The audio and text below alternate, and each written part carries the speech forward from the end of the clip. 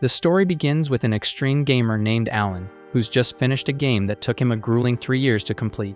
But instead of feeling accomplished, he's left disappointed because the whole thing was a letdown. Despite all the time and effort he poured into it, the game never truly challenged him. And what Alan really wants is something that'll push him to the brink, a game so relentlessly difficult it'd take a whole decade just to beat. He's craving a real test, not something you can brute force with enough patience. With that in mind, he jumps straight into the search for his next big challenge, and that's when he stumbles across a mysterious title that claims to never end. Under normal circumstances, a game installing itself on his computer without permission would be a huge red flag, but he's already completely hooked and doesn't bother backing out. Instead, he dives straight into the settings menu to tweak the difficulty.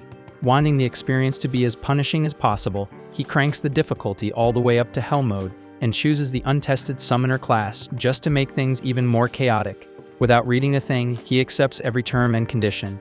Unfortunately for him, one of those clauses mentions transporting the player to another world, and before he can process it, Alan finds himself reborn as a newborn baby in the middle of the countryside. A full year passes and life as a baby turns out to be way better than Alan expected. He doesn't have to work, worry about money, or deal with responsibilities, and on top of that, the milk is more than unbelievable, and he has kind and loving parents who take good care of him. His father is named Rodin and his mother is Theresia, and they seem like a genuinely happy couple. Still, setting the game to hell mode makes it feel like a classic tragic backstory family situation waiting to happen. One night after being put to bed, Alan raises his tiny arms and starts muttering every command phrase he knows, desperately trying to bring up a status screen. After all, even though he's supposed to be a summoner, he has no clue how summoning is actually supposed to work. Just before giving up and falling asleep, he decides to try one last time, and this time, something really does appear. Unfortunately, it scares Alan so badly that he starts screaming, causing his parents to rush into the room as soon as they hear him. With no choice, he hides the book for the moment. After checking on him and making sure everything is fine, his parents leave the room. The second they're gone, Alan pulls the book back out. Relief washes over him as he finally gets to see his stats after an entire year of trying, and they look about right for a 1-year-old summoner. All of his summoning skills are stuck at the lowest tier, but the book explains that they'll improve the more he uses them. So Alan decides to test it out right away, and from what he can tell, he's currently limited to summoning H-rank insects and beasts, which sounds ridiculously weak, so he's not expecting anything impressive at all. Right then, the book suddenly flips to the message section, and Alan realizes he's received a letter from the world's god of creation. The deity apologizes for how long it took to finish Alan's status book, explaining that the summoner class was still being developed, and it ended up taking an entire year to clear all the required approvals. Alan couldn't care less about the apology, but hearing that the summoner class was rushed at the last minute gets him excited. If it was pushed out in a hurry, then there are definitely bugs left behind for him to mess with. Fired up, he decides to test it immediately. He wants to start by summoning an insect, but he quickly runs into a problem when he realizes he has no idea how to actually activate his summoning ability. Normally, he would just check a subreddit or watch a quick tutorial, but there's no internet here, so he's stuck figuring it out by himself. After thinking it over for a few minutes, Alan finally figures out that he needs to create an insect skill card first. He gives it a shot, and it works without any issues. Now he's finally ready to summon his insect, but before he can do anything, his mother comes in to check on him again. With no other choice, Alan quickly pretends to be asleep once more.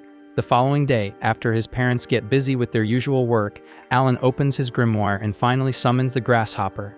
The room floods with bright light, and at first he's completely taken in by how beautiful it looks.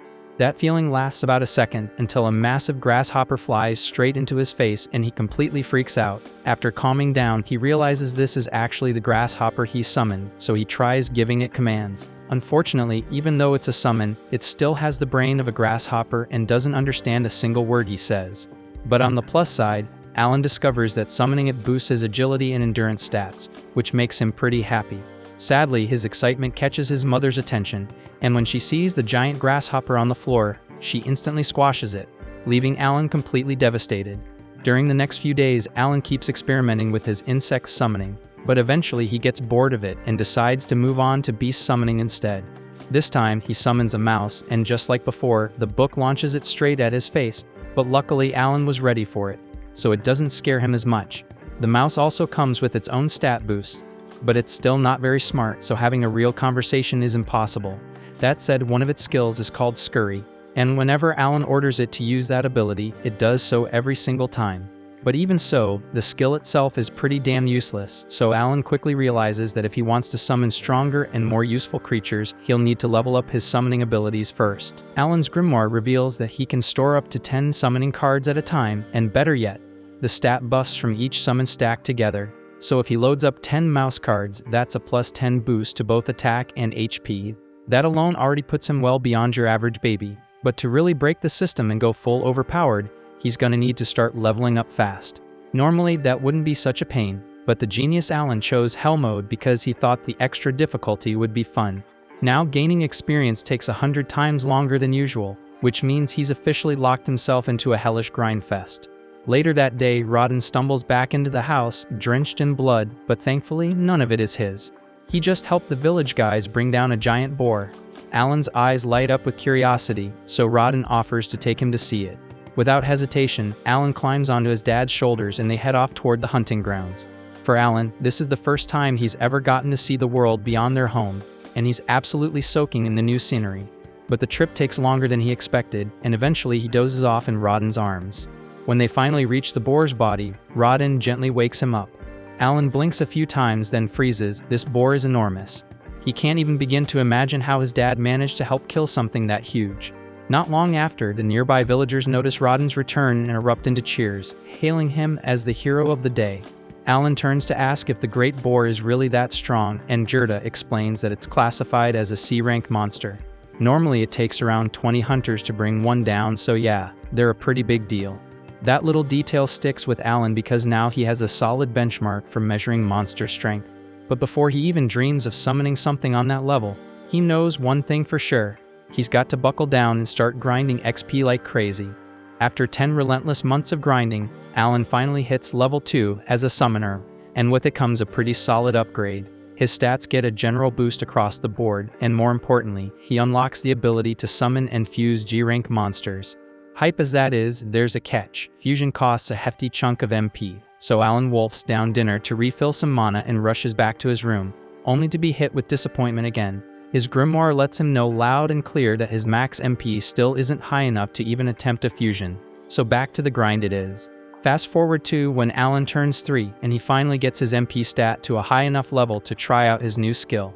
He opens the fusion section and manages to create his very first G-rank summon, a bird which he proudly names Chappie. Chappie's main ability is Voice Mimic, which lets it flawlessly copy any voice it hears, perfect for setting traps or messing with enemies.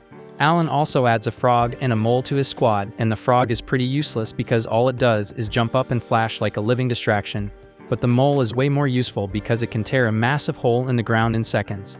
Compared to the H-rank summons, these new ones are way more useful, and for the first time, Alan actually feels like he's playing a proper game instead of just grinding in baby mode hell. Still, he's nowhere near strong enough to take on real threats yet. Around this time, Gerda's daughter Krina shows up looking to hang out. Her version of playing involves sparring, and unfortunately for Alan, she's absurdly strong. He even maxes out all his summon buffs to stand a chance, but she still wipes the floor with him like it's nothing, meaning the girl's on another level. By the end of the day, Alan and Krina head home, and there's a surprise waiting for him. Theresia is pregnant again. Looks like while Alan was off grinding levels, Rodden and Theresia were busy leveling up the family. With Theresia now unable to do heavy work, Alan offers to help out with the harvest. After all, with his summon buffs, his physical stats are basically on par with an adult's now, but his parents immediately shoot that down. They tell him he should just stick to small chores and enjoy being a kid for now. Rodden reminds him that real responsibilities will come soon enough, so he should enjoy the peace while it lasts. Alan feels a little let down at first after being told he can't help with the harvest, but then it hits him. Farm work is absolutely brutal. No sane parent would expect their 3-year-old to be out there doing backbreaking labor. Understanding that, he backs off and lets it go. Rodden's relieved to see his son being mature about it, and things settle down until Theresia brings up something odd she noticed. She says she saw Alan in the backyard earlier, throwing rocks at a tree. Curious, she asks what he was up to. Alan brushes it off, claiming it was just self-defense training in case a monster shows up. But truthfully, he was running an experiment, testing whether he could unlock skills outside of summoning just by repeating basic actions, but sadly, that attempt didn't get him anywhere. Rodden, however, is still impressed with Alan's dedication and says he's looking forward to his appraisal ceremony. Alan's never heard of that before, so he asks what it is. Rodden explains that when a child turns 5, they undergo an appraisal to reveal any hidden talents or skills they might possess. And if Alan ends up with a powerful one, he could have a shot at living a wealthy and successful life. As winter arrives, Alan continues experimenting and decides to test how durable his summons are by summoning a grasshopper out in the snow. To his surprise, it manages to survive out there for an entire day, which he considers a win. But that little win quickly turns into a disaster when Krena pops up again, eager for another sparring match. As usual, Alan gets stomped, but while he's busy fighting her off, he totally forgets about his summon. That's when things take a turn. The grasshopper, still active, ends up crawling up Theresa's leg, scaring the hell out of her. She trips and falls, dangerous enough on its own, but especially risky since she's pregnant. Rodden rushes over, and though Theresa says she's okay, it's clear the fall triggered labor. Whether they're ready or not, the baby's coming now. Rodden quickly tells Krena to go fetch her mom, and once she arrives, she helps Theresa through a rushed delivery. By sunrise, the family welcomes a brand new baby boy into the world. Everyone is filled with joy except Alan, who's left feeling conflicted. He still doesn't understand why a game reincarnated him into this world in the first place. But when he thinks back to his old life in Japan, he realizes there wasn't really much waiting for him there. This new life, unexpected as it is, has given him something far more important. That's why he makes up his mind to keep pushing forward, not just for himself, but to protect the only real family he's ever had. By the time spring rolls around, Alan knows his appraisal ceremony is coming up, so he asks his dad what it's actually like. His father explains that every kid has to go through it once they hit 5 years old, and if Alan ends up with a rare or high-ranking skill, he might just land a shot at the elite path. That said, it's not going to be easy. Competition's pretty fierce this year. A whole bunch of kids are turning 5 at the same time, including Krena. They all make their way to the commoner district where the ceremony's being held. But as they get closer to the church, Alan starts noticing something weird. Most of the other kids look super polished and dressed up, while he's stuck in borderline tatters. Now that he's paying attention, he realizes he's been dressed like this since birth. If that's any indication, his family must be seriously low on the social ladder. Still, it doesn't really bother him much. When they reach the church, everyone gathers outside in front of it. A couple of priests step out, and Alan hears folks in the crowd mocking some of the poorer families. The priests aren't having it though. They shut that talk down fast, reminding everyone that divine blessings don't discriminate. Even a broke farmer's kid could be handed a legendary skill. With that, they usher the crowd inside for the actual ceremony. As Alan steps in, he notices 3 towering statues near the altar. They must represent the deities worshipped in this world. One of them is Elmia, the deity of creation. Come to think of it, Elmia is the same one who sent him that apology message about the delay in developing the summoner class. First up for appraisal is Palomas, the village chief's son. He's told to place his hand on the glowing crystal sphere to reveal his stats. Palomas obeys, and a moment later, the stone wall lights up, displaying his class as a merchant. His father looks pleased with the result, but Alan, on the other hand, was kind of expecting something more dramatic. It's basically the same function as his grimoire, except this version uses letter grades instead of numbers. The process continues as some kids walk away with impressive talents, while others don't get anything worth mentioning. A few hours pass, and now only 2 are left, Alan and Krena. Krena's turn is up, and she practically sprints over to the crystal with excitement. The second she touches it, the whole thing erupts in a blinding white glow. Her father panics for a second, thinking maybe something's gone wrong, but the priests are just frozen in shock. Turns out, the reading is legit, and Krena just unlocked the Sword Lord class, one of the most powerful titles out there. Her dad is over the moon, but Krena herself doesn't seem to grasp just how big of a deal this is. Alan isn't all that shocked by the announcement because he's been getting his ass handed to him by Krena for years now, so it kind of checks out. But now it's his turn, and the priest tells him to step up to the altar. When he lays his hand on the crystal ball, nothing happens at first, but then there's a sudden flash of light, and the damn thing blasts him backward. Rodden rushes over, making sure Alan's okay, then turns to the priest and asks what talent his son got, since reading isn't exactly his strong suit. Based on how strong the crystal reacted, he's expecting something insane, but instead the priest says that Alan has 0 talent. Alan's stunned. No way, that's right. He knows for damn sure he's got a skill, but when he looks up at the board, it confirms it. Every single stat is locked at E rank. He's convinced this whole mess is Elmia's fault for completely botching the summoner class code. Before he can spiral too hard, Rodden wraps his arms around him from behind, trying to soften the blow. He doesn't want Alan to feel crushed about not having a talent. They head home together after that, and despite what happened, nobody treats him any differently. Alan really does appreciate how his family supports him, but deep down, he knows the whole no talent thing is bullshit. His grimoire still works like normal, so he figures the E ranks have more to do with the fact that he's stuck playing on hell mode. All the other kids are the same age as him and probably got evaluated based on their leveling potential. But in Alan's case, since it takes him literally 100 times more XP to gain a level, it makes sense that his stats are stuck in the gutter, even if his real strength is way higher than the board shows. Most folks would lost their minds over something like this, but Alan isn't some casual noob playing for fun. He lives for the brutal grind. Still, he can't shake the feeling that something's seriously off with the summoner class, especially since he saw some sketchy error code pop up at the bottom of his appraisal. He's already planning to file a mountain of complaints to the dev team over it. The following day, Alan tags along with his family to visit Krina's place, but on the way, he starts picking up on something odd. His dad's been acting off. Over at Krina's house, everyone's in the mood to party and celebrate her becoming a sword lord, but Rodden still looks like he's chewing on a lemon. Gerda flat out refuses to join the celebration until Rodden quits the attitude. At first, Alan thinks maybe his dad's just bitter that Krina got something special, but that's not like him at all. Rodden's not that petty, so whatever's eating at him, it has to be something deeper. The two of them keep going at it for another minute until Gerda finally blurts out that Rodden mentioned cutting ties between their families right before they sat down. Rodden stands by what he said, explaining that now that Krina's a sword lord, she's got a damn near guaranteed way out of this tiny backwater town. If things go well, she might even rise to nobility. And if that happens, staying connected to a broke family like Rodden's could just drag her down. Gerda fires back, shouting that he doesn't give a damn about status or any of that crap. But Rodden keeps pushing, saying he's only doing what's best for Krina. The argument heats up again, but their wives eventually step in and pull them apart before it gets worse. Alan's kind of thrown off by how chill everyone seems about the fight, so he quietly asks Gerda's wife if this kind of thing happens often. She just laughs and says yeah, it used to happen all the time, but they always made up after. Turns out, the four of them have been close since they were kids, born and raised in the same village. About 10 years back, when word first got out about building a new settlement, they all jumped in together and helped lay the foundations. Gerda and Rodden bonded a ton during that time. Thinking back on it all makes them realize how dumb this argument really is. Not long after, a message comes in that the Night Order has taken an interest in Krina and they're on their way over.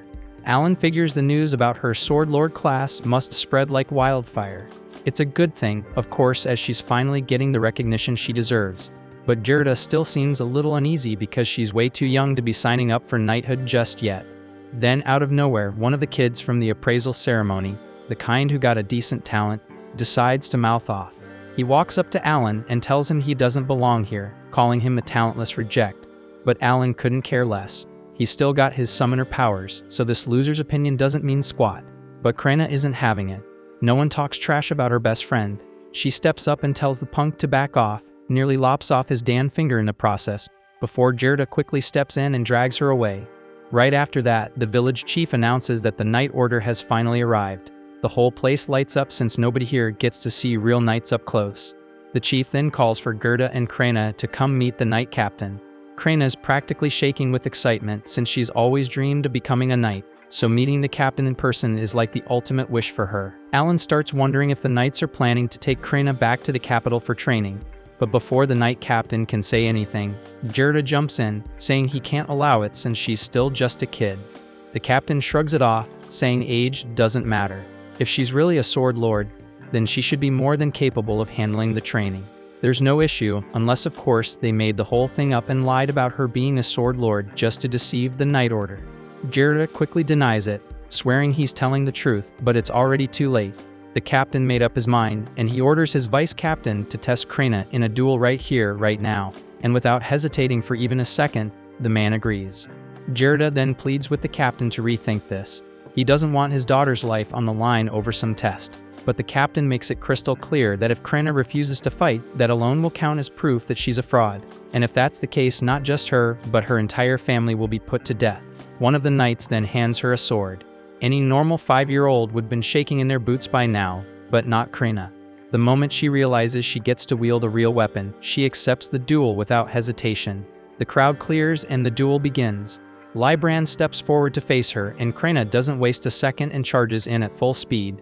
And from one look, she's swinging a sword twice her size like it's made of paper, and she's actually managing to keep up with Libran, forcing him to stay on guard, but he's still handling her without too much trouble. The Knight Captain watches with a cold stare, clearly not impressed by what he's seen so far. But then Krena blocks one of Libran's attacks cleanly and gets ready to counter. Before she can strike though, Libran slams his foot into her and sends her flying across the street, crashing straight into a wall. Jirda loses it. The second he sees his daughter tossed like that, he tries to rush in, but the knights slam him down and pin him to the ground. Alan and Rodden try to help, but they get pushed down too. Alan can't believe what he's seeing. This isn't right. Whether Krena is a sword lord or not, she's still a kid, and the guy she's fighting is a grown-ass knight with years of battle experience. But just then, something changes. Krena starts getting back up, and the air around her shifts. There's this heavy, dangerous pressure rolling off her, and she's not saying a word, just standing there, radiating pure menace. Without wasting a breath, Krena charges in with another full-force assault, locked in like a heat-seeking missile.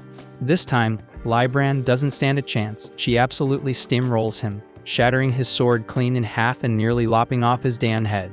Krena looks a little let down that the match ended so fast, but she clearly enjoyed herself. She casually thanks Libran for the warm-up and strolls off, leaving the poor guy with nothing but the crushing fact that he just got wrecked by a 5-year-old. Gerda exhales hard, grateful that his daughter made it out in one piece, and starts showering her with praise for how well she fought.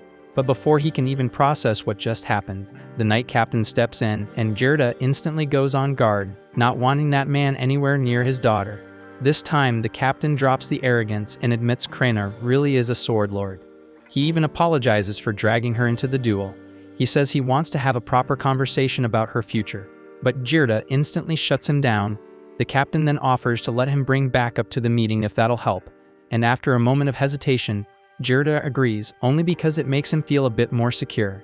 They all head to the chief's house for lunch, where Xenoph properly apologizes for the stunt he pulled earlier. He explains that he was ordered by the Baron to verify if a genuine sword lord existed in this village, and after what he just witnessed, there's no denying it. Xenoph then brings up how 3 years ago, a so-called sword saint popped up in a count's household. But that instantly raises red flags for Alan because in the game's system, sword saints are only born from common backgrounds, not noble blood, so that one must have been a total fraud. Turns out that fake ended up serving the royal family, but couldn't live up to the hype. Once they rechecked him, they realized he was just a regular swordsman faking his rank, and after several nobles were caught bluffing their way up the ranks, the kingdom enforced a zero-tolerance policy on forged talent reports. That said, Xenoph genuinely apologizes again for putting Krena through such a rough ordeal. He reassures Gerda that no one's trying to rip her away from him. Instead, they want her to stay home and keep training as usual. And if she chooses to, once she turns 12, she'll have the option to enter the Knight Academy. After 2 relentless years of non-stop effort, Alan finally unlocks the 3rd tier of his grimoire, and he's absolutely fired up. With this new upgrade, his summoning abilities take a massive leap, so he can now power up his creatures even further and command up to 30 F-rank summons at once. His buff stacking game just hit a whole new level, so he's itching to try it out, but dinner's already on the table, so he heads back inside. As for his family, things at home are changing fast. His kid brother just turned 2, and their mom's expecting again, so another child will be joining the family soon. While his parents are tossing around baby names, Alan randomly gets a divine message from Elmia, the deity of creation, and ends up blurting the name out loud without thinking. His folks instantly assume he's suggesting they name the baby after a deity, which is totally off limits in this world. Alan can't explain the real reason, so he quickly changes the topic and mentions how Rodden's old scars seem to have faded completely. Rodden casually says it's because he cleared a divine trial earlier that day while wrestling a wild boar. Alan's never heard of that before, so he asks for details, and Rodden explains that sometimes after a tough battle, your body feels totally renewed and your wounds heal instantly. Alan figures it must be what happens when someone levels up in this world. Rodden's a beast of a fighter, so it makes sense if he levels up a lot. Alan, on the other hand, might have a level 3 grimoire, but his body's still stuck at level 1 since he hasn't fought a single monster yet. If he wants to grow stronger, he's got to jump into real combat. That's easier said than done though. He's not allowed to leave the village without permission. The only real way around that rule is by joining a hunting party, but the moment he brings it up, his dad shuts it down right away. He refuses to let Alan risk his life like that. Later that night, when the whole house is asleep, Alan opens his grimoire to check out the message from Elmia. He already has a pretty good guess what it's about. He sent a heated complaint after that appraisal ceremony fiasco. Turns out, Elmia apologizes for the glitch that made him look talentless during the test. It's fixed now, so next time he's appraised, his summoner class should appear properly. The deity also explains that Alan's stats show as E rank because he picked Hell mode, but in reality, he's way stronger than that. And to fix it, they've added a special stat section just for Alan. Alan scans through his updated stat sheet, and to his surprise, it's way better than he expected. He's packing several S and A rank stats, right on par with what Krenna had gotten, so he feels like all those long hours of grinding are finally paying off. Satisfied with the results, he moves on to the fun part, testing out his new powers. First up is that enhanced skill. He pulls out a grasshopper card, activates the ability, and watches as the stat boost kicks in. The buff clearly powers up the grasshopper itself, but Alan quickly notices that it doesn't boost the buffs he receives through the summon. Still curious, he decides to call out the creature just to see the changes in real time, and as soon as it spawns, it gives off a faint glow for a few seconds. Definitely looks enhanced, but outside of that, not much else seems different. Before he can dig any deeper, his mom walks in to check on him, and the second she sees the grasshopper, she freaks out and flattens it without hesitation. The following day, Rodden gears up for a hunting trip, and while he's out, Alan slips into the backyard to mess around more with his grimoire. He's been trying every card combo he can think of, hoping to unlock a new summon. He's already burned through most of his viable pairs, and this last combo feels like his final shot. Thankfully, the fusion works this time, and he gets a new card, but it's labeled grass, so he's not sure how useful that'll be. On the upside, it seems to come with an MP buff, which means it might help him increase the number of summons he can use in a day. Curious, Alan summons the grass card, and to his utter confusion, an apple creature pops out. It's not built for combat at all, but it does have a weird skill called aroma, so Alan asks it to show him, and the apple sinks into the ground like a seed, then sprouts a small stem, and sure enough, the stem gives off a sweet, pleasant scent.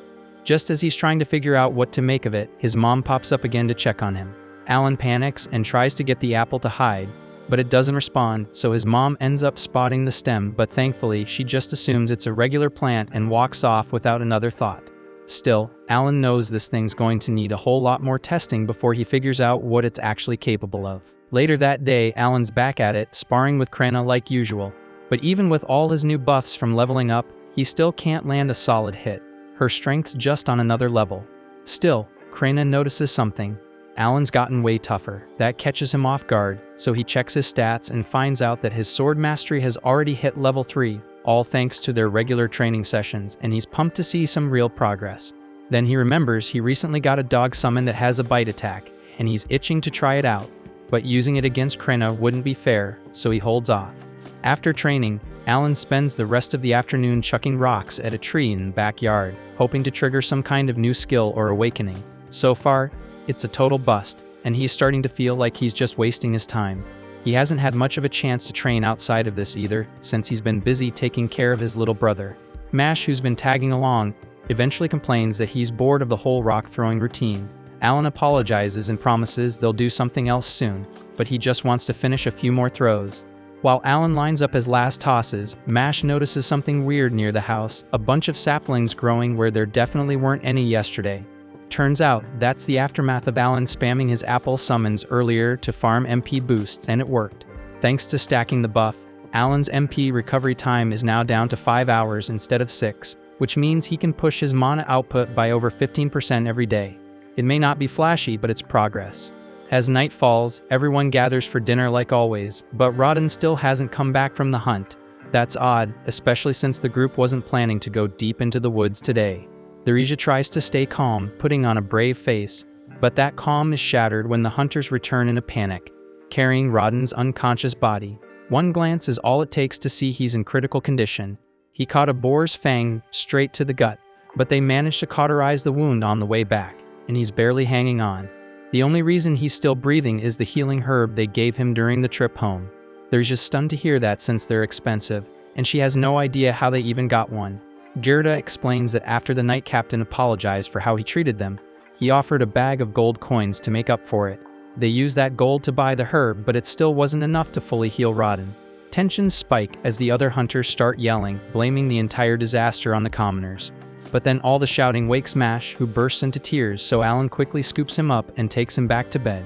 The rest of the hunters decide to clear out, leaving the family alone to process everything in peace. Once things finally settle down, Alan quietly asks what really happened and if it's true that a commoner is the reason for all this.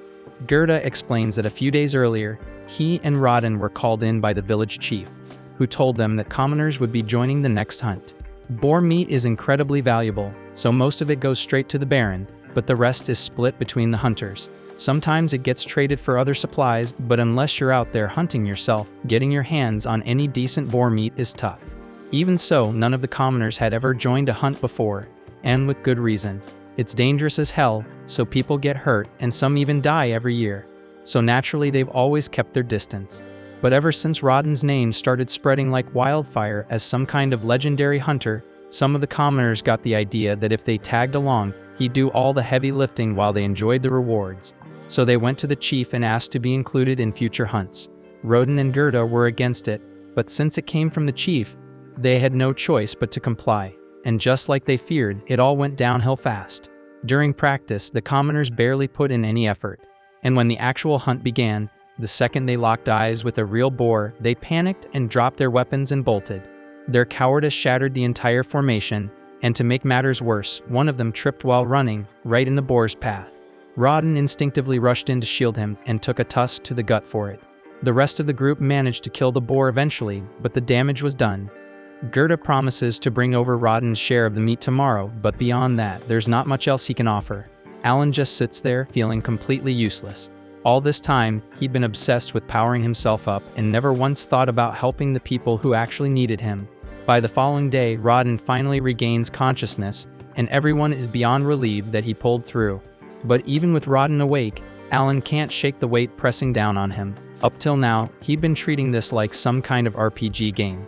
But for everyone else here, this is life, it's real, and it's harsh. And surviving each day takes everything they've got, so the least he can do is use the power he's been given to ease their burden, even a little. Not long after, Gerda shows up again, bringing Rodden's share of the meat just like he promised. He's glad to see Rodden alive, but it's clear from the look on his face that the injury has done real damage, so Rodden won't be able to hunt again, at least not in time to help prepare for winter. Gerda steps up and offers to share from his personal stash to help support Rodden's family while he recovers. Rodden genuinely appreciates the offer, but before anything else can be said, Alan suddenly speaks up. He tells everyone that he wants to take over for his father. His voice is steady, his expression firm, and it's clear to everyone in the room that he means it, so no one argues. And later that day, Alan gets right to work. He heads to the village well and starts hauling water back home. The men nearby warn him to take it easy because hauling that much water isn't something a kid should be doing, but Alan handles it like it's nothing. Up until now, he's been keeping the effects of his boosted stats under wraps. But with all the attention on Krena as the village's rising hero, it's probably okay for him to stand out a little. Once the water's taken care of, he joins Gerda in the fields to harvest potatoes. Gerda shows him how to properly dig them up, expecting Alan to fumble through it.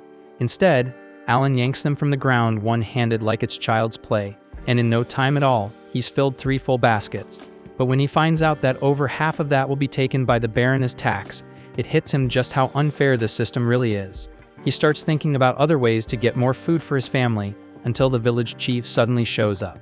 The chief is there to personally apologize to Rodden. He knows the injury happened at least in part because of the orders he gave.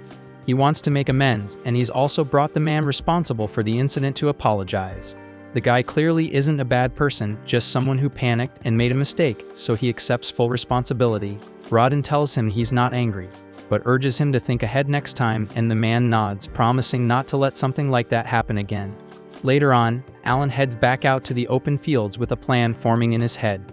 He clears out a large patch of space and begins summoning a small army of frogs. Each one uses its provoke skill, which should lure out wild animals like ducks, nothing too dangerous. But instead of ducks, Alan ends up attracting a monster bird.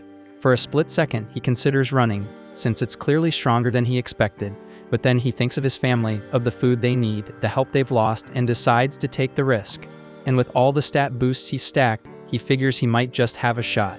He dashes in and lands a solid blow to the back of the bird's head before it realizes what's going on. Right after, he summons a pack of dogs to swarm it.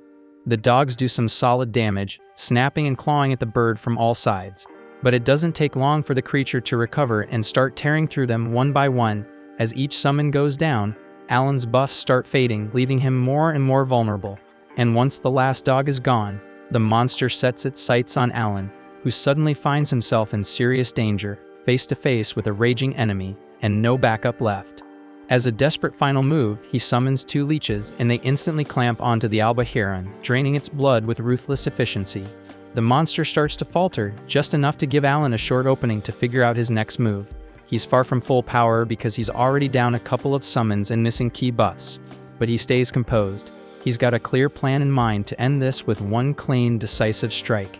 Alan calls his wolves back into action and orders both them and the leeches to attack all at once. As they rush in, Alan charges straight through with them, launching himself forward and slamming a precise, brutal sword strike right into the Alba Heron's skull. The impact lands hard enough to take the beast down and make damn sure it doesn't get back up. A moment later, his grimoire lights up with a message saying he successfully defeated the Alba Heron and earned 100 XP. Seeing that notification pumps him up. He can't help but celebrate for a second, thrilled that the plan worked. Once that rush settles, Alan brings the Alba Heron back to his family, and both of them are honestly stunned. They never imagined someone they once thought of as a total pushover could solo a dangerous beast like that. Gerda steps in and offers to help with bleeding the Alba Heron properly. Once they've tied the body down, he gives Alan a full breakdown on how to cut and portion the meat correctly. He points out which parts are edible, which ones aren't, and explains the proper method for separating the good cuts. Gerda also mentions that monsters carry magic stones inside them, and by law, any stone found in monsters ranked D or above is subject to taxation. That said, Gerda doesn't seem too worried about it. He figures it's not like poor commoners like them would get much use out of a magic stone anyway. Even so, he's convinced they can negotiate a better deal from the chieftain, especially once they explain that it was Alan who actually did the hunting this time, since Rawdon was too injured to go himself. The following morning, they head to the chieftain's office, sticking to their plan to use Rawdon's injury as leverage.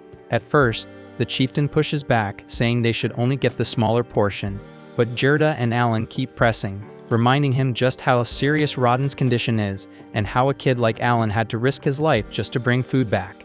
Eventually, the chieftain caves and agrees to give them the larger share, exactly as they hoped. He tells them they can keep all the meat and he'll only be taking the wings and the magic stones for himself. Still, Alan decides to push things a bit further and asks the chieftain if they'd be allowed to keep making the same kind of deal going forward.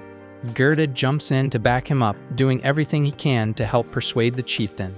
After thinking it over for a moment, the chieftain finally gives them the green light and agrees to let them continue under the same terms. After 3 days, Alan heads out again and uses the same strategy to take on 2 more Alba Heron. Having already taken one down before, he's feeling a lot more confident now, and it shows. With the help of his leeches, his wolves, and that trusty wooden sword of his, Alan manages to bring down both beasts in record time. Since that first successful hunt, he's been going out every 3 days, but this is the first time he's come back without losing a single summon, and he's honestly thrilled with how well it went. Right on cue, his grimoire flashes and confirms the win, 2 Alba Heron down and 200 XP gained. Even better, it tells him he's officially leveled up and reached level 2. Alan practically explodes with excitement and pulls up his stat window immediately. Sure enough, all of his HP and MP have been fully restored thanks to the level up. But as he looks closer, he notices something strange. His stat increase is only about 60% of what it should be. He doesn't overthink it though. Maybe it's just because he just hit level 2 and the boost hasn't fully kicked in yet. Either way, he's still pumped. All that effort is finally paying off. The more he thinks about it, the more he starts to believe that this could be the trial of the deities that Rawdon once mentioned. And honestly, that thought makes him feel incredible. Still, he knows that sooner or later, he's going to have to come clean and tell his family the truth. Afterward, Alan returns home, and Rawdon's stunned to see him drag back 2 Alba Heron in one go. After that, Alan meets up with Krina for a bit of sword training. But even in the middle of sparring, his mind keeps drifting, thinking about when and how he'll take down more Alba Heron. Since it's migration season and there's an abundance of them around, he figures if he stays consistent, he could hit level 3 by taking out around 20 more. That train of thought gets cut short when Krina suddenly smacks him with a solid hit to the head, clearly ending the match in her favor. Alan then admits defeat, and Krina casually waves him off as she walks away. Afterward at night, Alan decides it's finally time to come clean with his parents about how he's been taking down those Alba Heron with such ease. but he's well aware he can't just blurt out that he got dragged into some game he found online because his parents would probably think he'd lost his mind. So instead, he crafts a more believable story. He tells them that when he was only a year old, he received an oracle from Elmia, the deity of creation. Alan explains that an oracle is basically a divine blessing that makes someone both smarter and stronger than most people. On top of that, it means he'll be tested with trials that push far beyond what even 100 normal men could endure. Hearing that, Rodden immediately picks up on what's really happening. He already had his suspicion because he noticed that morning that the cut on Alan's face had completely vanished. That alone told him Alan must have already gone through one of the deity's trials. But the Regia is still trying to make sense of it all, especially since Alan's appraisal results last year said he had no talent whatsoever. That's when Alan adds another layer to the story. He claims he received a second oracle from Lord Elmia just a few months ago. He explains that his appraisal came out low because the process couldn't account for how slowly his trials would develop. On top of that, he says the system couldn't recognize his talent at the time because it was too new to be properly evaluated. Rodden is floored because it means Alan really does have a talent after all. When he asks what that talent is, Alan says he doesn't actually know. The oracle didn't give him the full answer. It hurts him to lie about it, but he knows he can't tell the truth. Revealing that he's a summoner who can control monsters would freak people out, and there's no way he can say anything about being reborn either. In the end, the Regia pulls Alan into a hug, calling him brave and incredible, especially for someone so young to be carrying all this on his shoulders. Rodden then asks what Alan wants to do going forward, and Alan tells him that for now, he just wants to prove he's worthy by completing every trial. Rodden's proud of that answer, but he also reminds Alan not to be afraid to lean on others when things get tough. Alan thanks them both for being so understanding and for backing him no matter what. Rodden finishes by saying that it's probably best to keep all of this under wraps for now. If the wrong people start thinking he's a fake prophet, things could get ugly fast. But the only one they'll let in on the truth is Gerda, since he never stops hyping up Krena as a future sword lord. Rodden figures it's finally his turn to brag about how awesome his own kid is too. By the time winter rolls around, Alan pulls out one of the stored albahirons and begins butchering it piece by piece. Once that's done, he heads into town with Gerda to trade the meat for supplies. Gerda's already caught wind of the big news that Alan is being chosen and tested by Lord Elmia, and honestly, he's not the least bit shocked. He always had a gut feeling there was something different about that kid. As they travel together, the two of them chat along the way. At one point, Alan brings up the topic of the difference between commoners and serfs. Gerda explains that it mostly comes down to status and taxation. Serfs live under a whole different system, where every adult has to cough up 3 gold coins a year, and each child costs 1. Alan listens carefully, and then asks what it would take for a serf to rise up and become a commoner.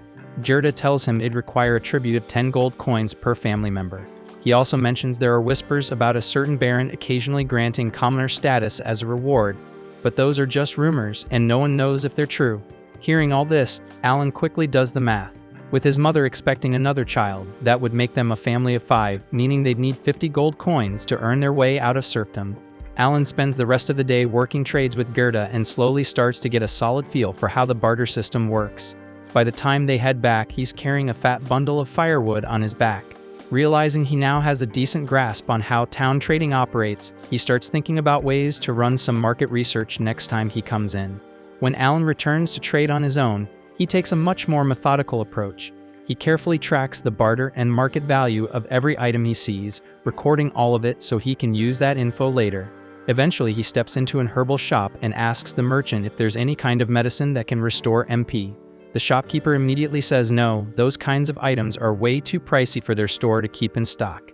Still, Alan takes his time and scans the shelves full of herbs and medicines. Realizing that documenting all of them by hand would take ages, he focuses hard, and with just his thoughts, his grimoire responds, absorbing the details of every herb in the shop without him having to touch a thing. Following that, Alan asks the shopkeeper if he happens to have any Müller's flowers in stock. But the merchant's expression instantly shifts, and he gets visibly annoyed the moment Alan mentions that name. He explains that the last time someone asked for one, it turned into a whole mess. Apparently, Gerda stormed into the store, demanding a Müller's flower because a friend of his was seriously ill. He didn't even pay the full price up front, just promised to settle the rest later. The merchant never got the rest of the payment, and to make things worse, that flower happened to be the last one in stock, so that's what really ticks him off. Hearing all this, Alan quickly pieces it together. Gerda must have rushed in that day to buy the herb that ended up saving Rodden's life after the night he was attacked. If the merchant had flat out refused to sell it, Alan might not even have a father right now. Wanting to show his gratitude, Alan hands over some albaharon jerky as a thank you gift and sincerely thanks the merchant for his kindness. Then he quietly heads out of the shop. While walking through town, Alan finds himself checking out a few weapon displays when he suddenly bumps into a familiar face, the same kid from the appraisal ceremony with the axe talent, Dogra, and standing beside him is the chieftain's son Pelmos. Alan knows Dogra is nothing but trouble, so he tries to mind his business and slip away. But Dogra is not having that. He smacks Alan on the head and immediately demands that he become his underling. Alan responds by calmly pulling out his wooden sword and pointing it straight at him. Dogra flinches, calling foul because he doesn't have a weapon. Alan shrugs and tells him he's fine with a fair fight. Dogra can go grab whatever weapon he wants, and Alan will wait. Dogra runs off and returns soon after with a sword, then charges straight at Alan. But Alan dodges with ease, deflecting every swing.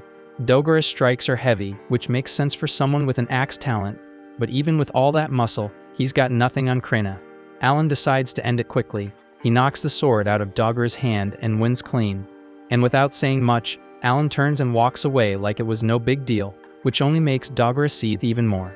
Later that evening, Alan returns home and sees Rodden unwrapping his bandages. Looks like he's finally healed up and ready to head back into the wild. Lersia, however, isn't so thrilled, and she warns him not to overexert himself and risk another injury. The very next day at Krina's place, Dogra shows up again, this time looking for a rematch. But he gets wrecked, and not just once but over and over again. Still, his pride refuses to let it go, so he keeps demanding more fights, no matter how many times he loses. At the same time, Alan's younger brother Mash has already started sword training with Krina, which gets Alan fired up to see how Mash will turn out during his appraisal ceremony in 2 years. Not long after, the new baby is born, and the family decides to name her Miola. Sometime later, Rodden comes back from a hunt with Gerda and brings some unexpected news. Apparently, the chieftain has summoned their whole family. The chieftain says the Baron now wants them to increase their boar deliveries from 10 to 15. To make that happen, he wants the commoners to be allowed to join the hunt again this year. Lersia immediately thinks this demand is insane, especially after what happened to Rodden during the last hunt. Rodden admits he was ready to turn it down until he found out it wasn't a request. It was a direct order from the Baron himself, and if they can't deliver 15 boars by winter, the Empire's going to bring in new serfs from other regions. Alan picks up on the implications right away. More serfs mean less land to go around, and that would put non-hunters at risk of losing their plots. Gerda chimes in and says that's not even the worst part. Apparently, the Baron expects them to bring in 20 boars by the end of next year. Rodden figures the only way to make that happen is to increase the hunting frequency instead of sticking to their usual schedule of once every 10 days. That's when Alan speaks up and suggests they should just follow the Baron's order.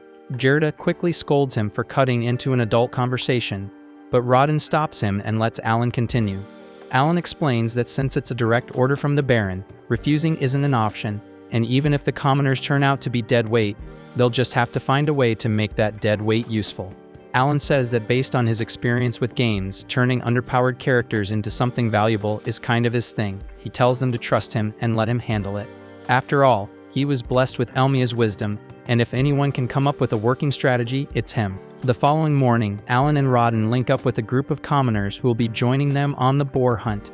When they spot Alan, most of them are shocked to see such a young kid tagging along. Rodden quickly explains that they'll all be following his hunting method, and Alan is just there to observe and pick up experience. Alan politely assures everyone that he won't be a burden and bows to show his gratitude for letting him tag along. Even though part of him wishes he could be more involved, he knows that the real priority is helping train the newcomers. His focus is on giving them enough field experience so that they can help with future hunts because he doesn't want anyone getting seriously hurt like his dad did during last year's boar incident. One of the men quietly approaches Rodden and apologizes for the injury he caused him the year before. Rodden brushes it off with a smile, telling him not to worry about it. Instead, he reminds the group to keep their eyes on today's hunt and leave the past behind. With that, the forest gate creaks open, and the team starts their approach. As they step into the woods, Alan suddenly realizes that this is the first time in 7 years, since becoming a serf, that he's ever stepped outside the village. It feels like a small but meaningful step forward, so maybe it's the beginning of a path that leads to freeing his family from this life. What thrills him most, though, is the idea of catching a glimpse of the legendary White Dragon Mountains. There's an old tale that a mythical white dragon lies near those peaks, and Alan has always dreamed of seeing it, even from a distance. Not long after the hunt kicks off, everyone splits up into position as a massive wild boar crashes through the underbrush. Right on cue, the bait squad steps in to steer the beast in the right direction. The tank team follows up, holding the boar in place and keeping it from charging or breaking loose. Then, once it's boxed in, the strike team rushes in to finish the job. Alan watches everything unfold with sharp focus, realizing this is the same formation and approach his father and the veterans have been using for over a decade. The coordination, the timing, it's a well-oiled system.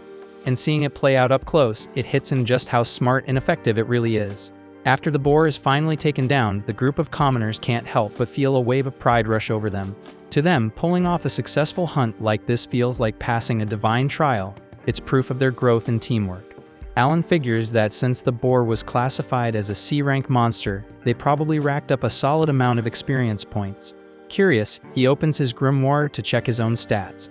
But to his disappointment, he finds that he didn't gain a single point.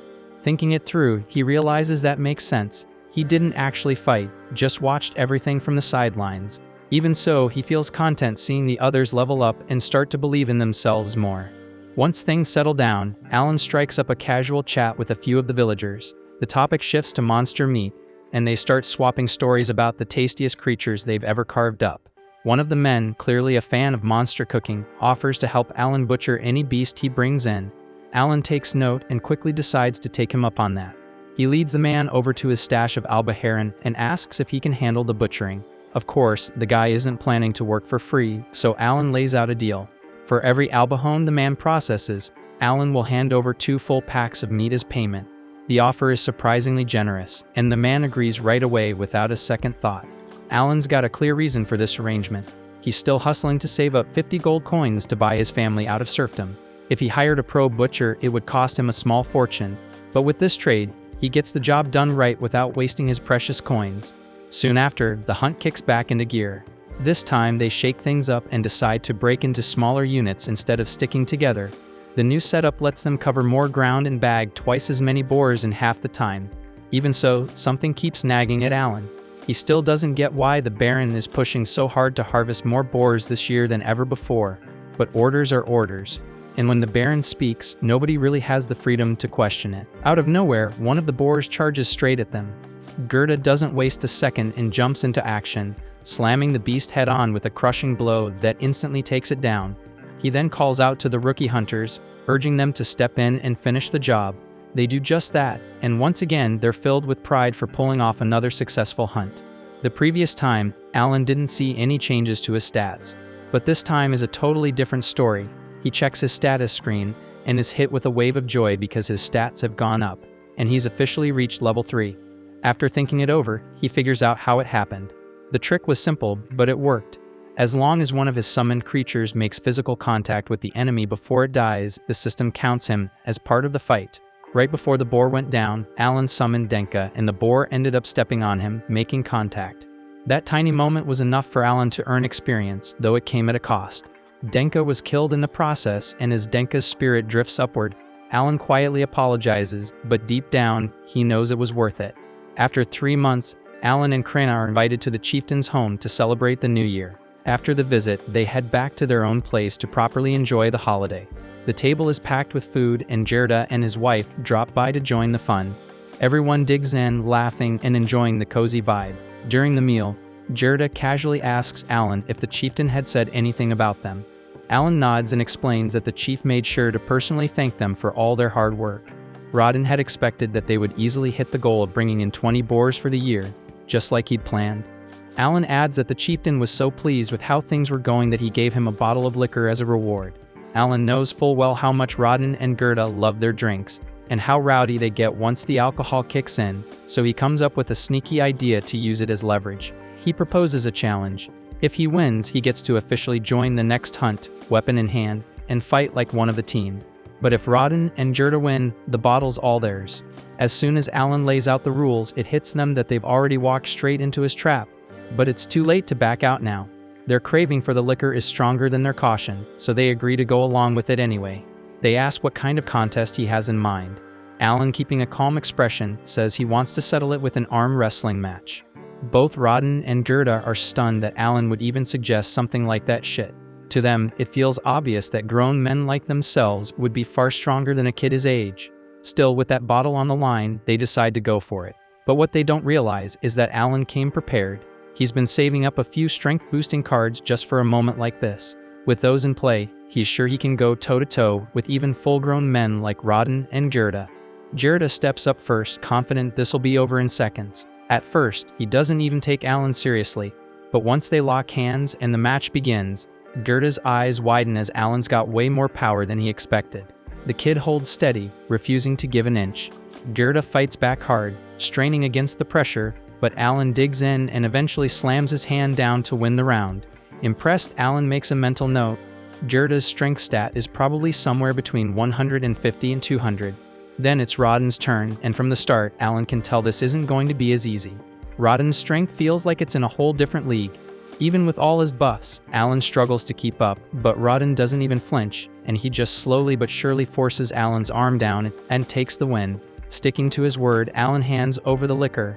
Rodden and Gerda accept it with big grins, and not long after, they're all sharing drinks and laughing together.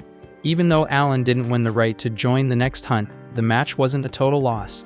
He gained something just as valuable, a better understanding of where he stands. Now he knows Gerda's power is likely around D rank, while Rodden is closer to C rank. Rodden then tells him that unless he can beat him in a contest of strength, there's no way he's letting Alan join the boar hunts. But instead of getting discouraged, Alan takes it as motivation. He's more fired up than ever to train harder and prove himself.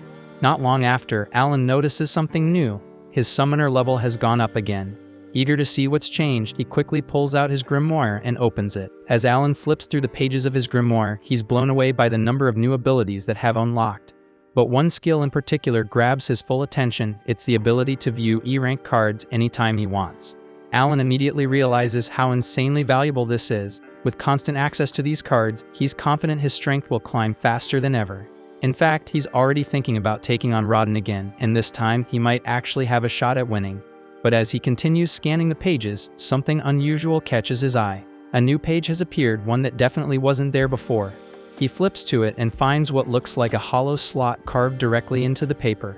After some quick testing, he figures it out. It's a storage ability. He can place items into the grimoire as long as they fit inside the space. Strangely, the interior stretches much deeper than it seems, making the pocket far more useful than its size suggests. What really throws Alan off is that storage magic is considered a divine tier skill, ultra rare and extremely powerful. So why would someone like him suddenly gain access to it now? The timing doesn't feel random. It's almost like someone or something wanted him to receive it at this exact moment. The following day, Alan sets out to test his new E-rank summoning ability. He pulls out a magic stone and activates the skill. The first creature he summons is an insect, a radiant butterfly with dazzling wings that shimmer in the light. It's harmless, but its magical aura is unmistakable. Curious, he summons again. This time, a saber-toothed tiger materializes. Alan instinctively backs up the moment he sees it. With its huge fangs and powerful frame, the beast looks terrifying. But after watching it for a while, Alan realizes it's completely tame and not a threat. Slowly, he gets used to its presence and decides to name it Tama, officially welcoming the tiger as a new member of his growing team. After that, Alan tries to fuse two of his summons together, but quickly runs into a problem. Each fusion consumes a magic stone, and that single discovery changes everything. If he wants to keep evolving his summons and pushing his strength forward, he'll need a constant stockpile of magic stones. And the only way he knows to get them is by killing horned rabbits. At night, Alan brings up the magic stone issue with his father. To his disappointment, Rodden breaks the bad news that horned rabbits won't be showing up anytime soon. A defensive trench was dug around the village not long ago, cutting off the monster's usual routes in. That means Alan's easy source of magic stones has completely dried up. Frustrated, he spends the night mulling over other options. The next morning, while Krena is busy training and handing Dogora another beating, Alan heads over to speak with Palomas. He asks if he knows anything about magic stones. Palomas, being well versed in such things, explains that D and C rank stones are generally found in the royal capital and are worth a good amount. E rank stones, on the other hand, are practically worthless and sometimes just lying around. To prove his point, Palomas casually picks one up off the ground and tosses it to Alan before strolling away. That simple gesture lights a fire in Alan's chest. If E rank stones are that easy to find, Then he doesn't need monsters, he can gather them himself. With help from the villagers, Alan starts collecting. Over time, he builds up a solid stash of E-rank magic stones. Using them, he summons every E-rank creature available to him. Just as he finishes the last summon, a wild boar suddenly bursts out of the woods, charging straight at him. But his summoned beasts leap into action, reacting instantly and tearing it down in a single strike. Alan barely has time to celebrate before another boar appears, and again one of his summons intercepts and neutralizes the threat without him lifting a finger. Then he blinks and the entire scene fades as it was all a vision. He closes his eyes once more, sinking into reflection. 7 long years as a serf, with no mentor, no handbook, just trial, error, and relentless effort. Everything he's learned, he's figured out on his own. And now, it's starting to make sense. Each type of summon has its own purpose. Insect types are ideal for debuffs. Grass types provide healing. Stone types specialize in defense. Bird types excel at scouting. Beast types handle direct combat. Together, they form a complete team, everything a traditional party needs, all controlled by one person. That's the essence of a summoner's true power, and now he finally understands why he was granted a storage skill. It wasn't random, it's there so he can carry the massive supply of magic stones his army will require. And with enough creatures at his disposal, Alan truly believes that a summoner could one day surpass even the Demon Lord's power. Sometime afterward, Gerda, Alan, and Rodden sit in on an early gathering with the chieftain Deboji. During the discussion, the chieftain tells them that the Baron has developed a keen interest in their recent achievements with the boar hunts, and because of that, he intends to visit personally to observe the hunts himself. Gerda's expression tightens the moment he hears this, since it is the very same Baron who first imposed that outrageous quota of boars, and now he plans to show up and watch it all unfold like it is some grand spectacle staged for his amusement. Rodden, on the other hand, does not appear troubled by the Baron's upcoming visit. Instead, he seems puzzled about why Alan was summoned to attend the meeting in the first place. The chieftain clarifies that since the Baron will be coming, he wants Alan to serve as his guide. Alan will oversee showing him around the village, keeping him engaged, and detailing how the hunts are organized and executed. Gerda cannot see why Alan should carry that burden, and he questions why the chieftain does not simply assign his own son Palomas to handle it. The chieftain responds by saying that Palomas is not the ideal candidate for such a duty. He has been told that it was Alan's sharp thinking that fueled the recent triumph in the boar hunts, and for that reason, he considers Alan perfectly suited for the role. He then turns directly to Alan and asks whether he is prepared to accept it. Alan pauses to reflect. He understands that earning the Baron's personal favor means little to him. What truly drives him is liberating his family from serfdom. If he keeps hunting boars the old-fashioned way, it would take a full decade to accumulate enough merit to elevate their standing to commoners.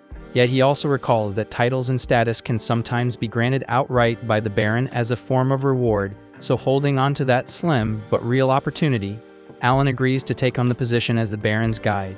Several days later, Baron Granvelle arrives in the settlement accompanied by his daughter Cecile.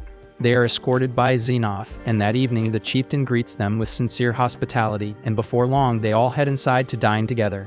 After a brief exchange of pleasantries, Baron Granvelle raises the matter of the boar hunt. He offers his apologies to the chieftain for the abrupt and demanding request for so many boars.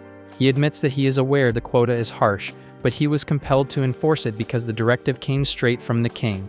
The chieftain replies that he comprehends the circumstances and harbors no ill will over the matter. As the meal begins, everyone remarks on how flavorful the dishes are. Cecil in particular shows genuine curiosity and asks what type of meat they are enjoying.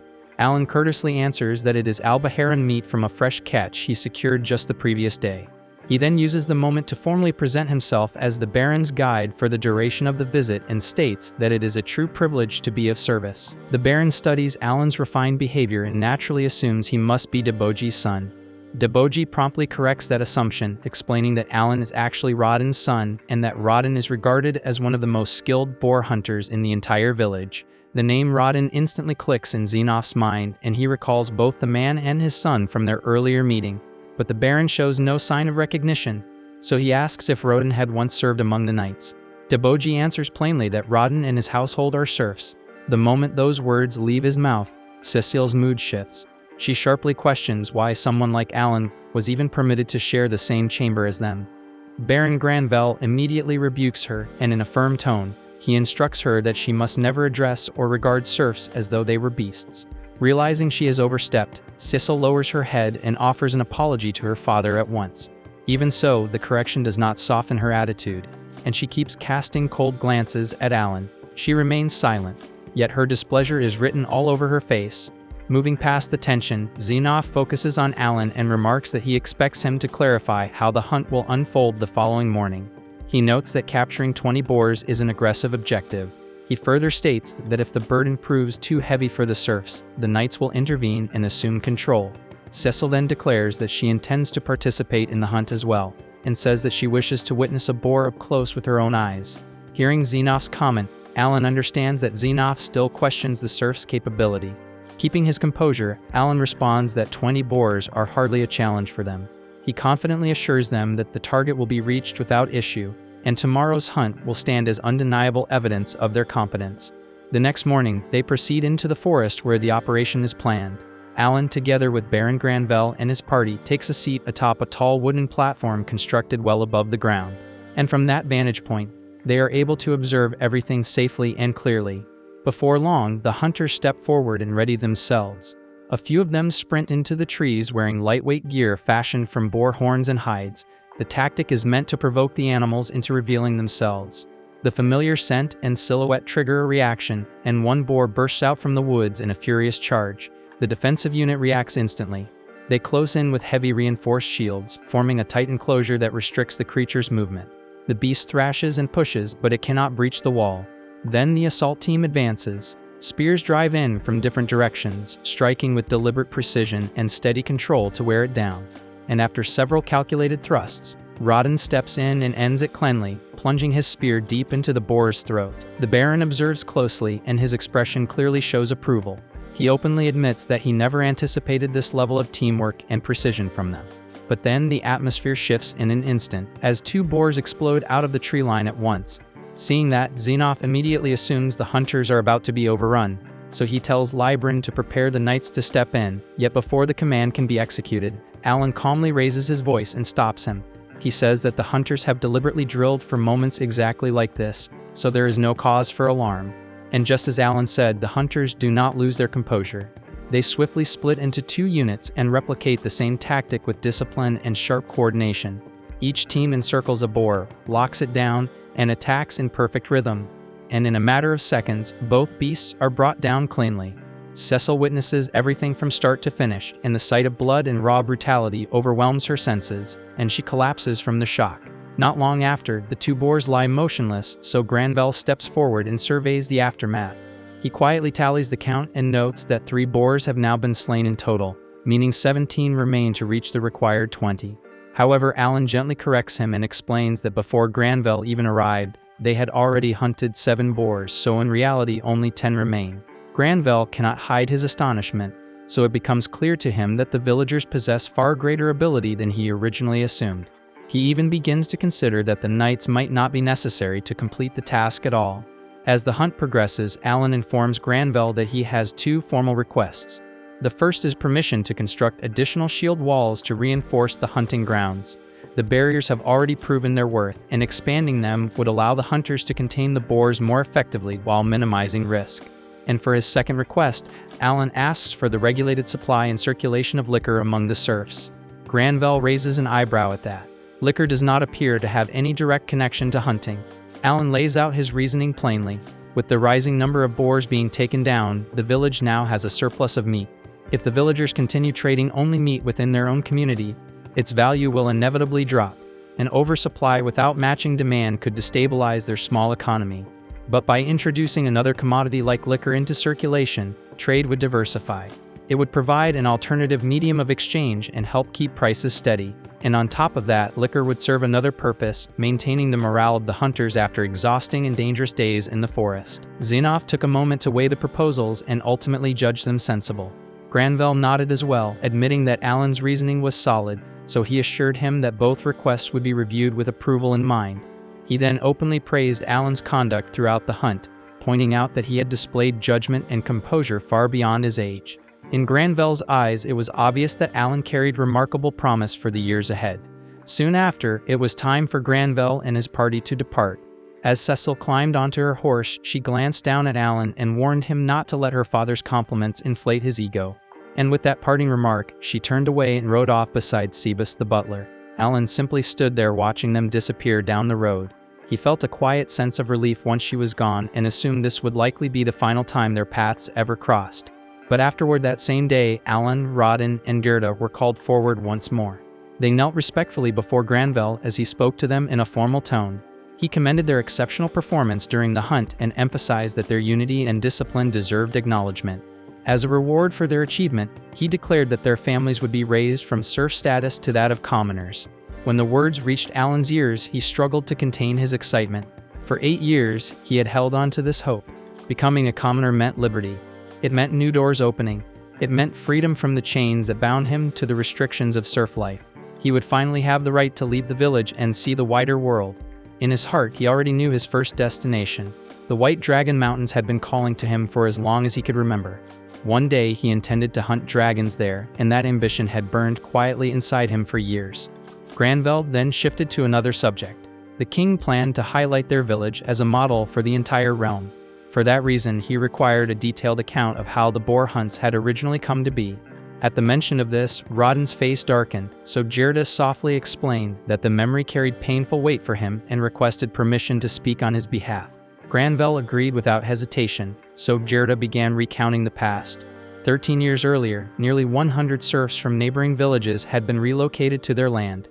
It was part of the Reclamation Decree, a royal order aimed at cultivating unused territory. The settlers labored tirelessly for half a year. They felled trees, tilled the earth, and sowed their first crops. Gradually, their hard work bore fruit. The fields began to thrive, and for the first time, their future appeared bright with possibility. Then everything collapsed in an instant.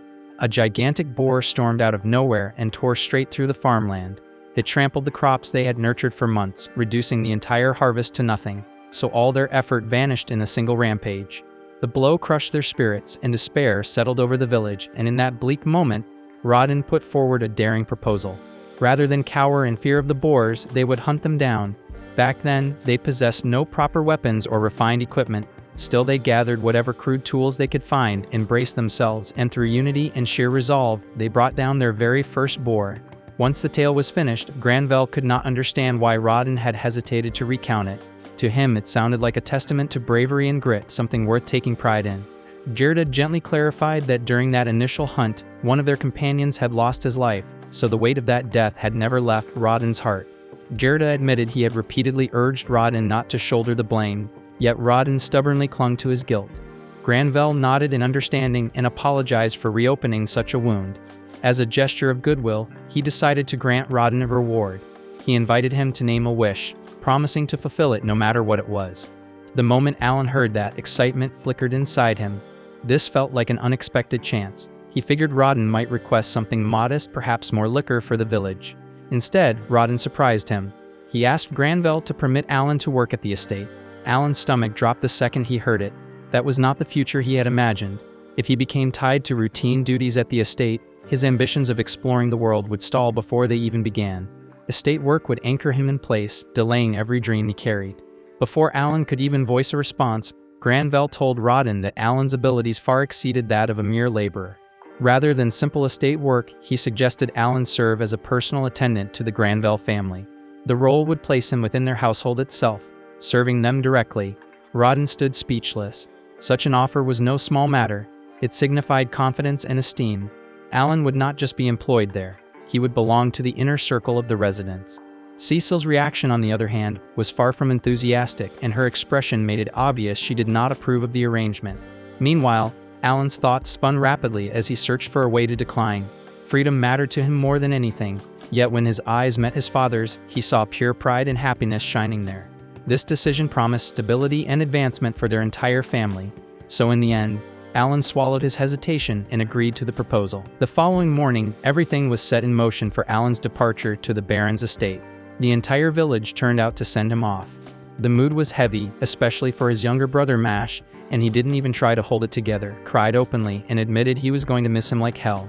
His little sister Myola was still too young to grasp what this meant, so she just stood there quietly, watching with wide, calm eyes. Krena felt it too, and didn't try to hide that his leaving hit her hard. And as their own way of saying goodbye, they agreed on one last duel, the same way they had settled things countless times before.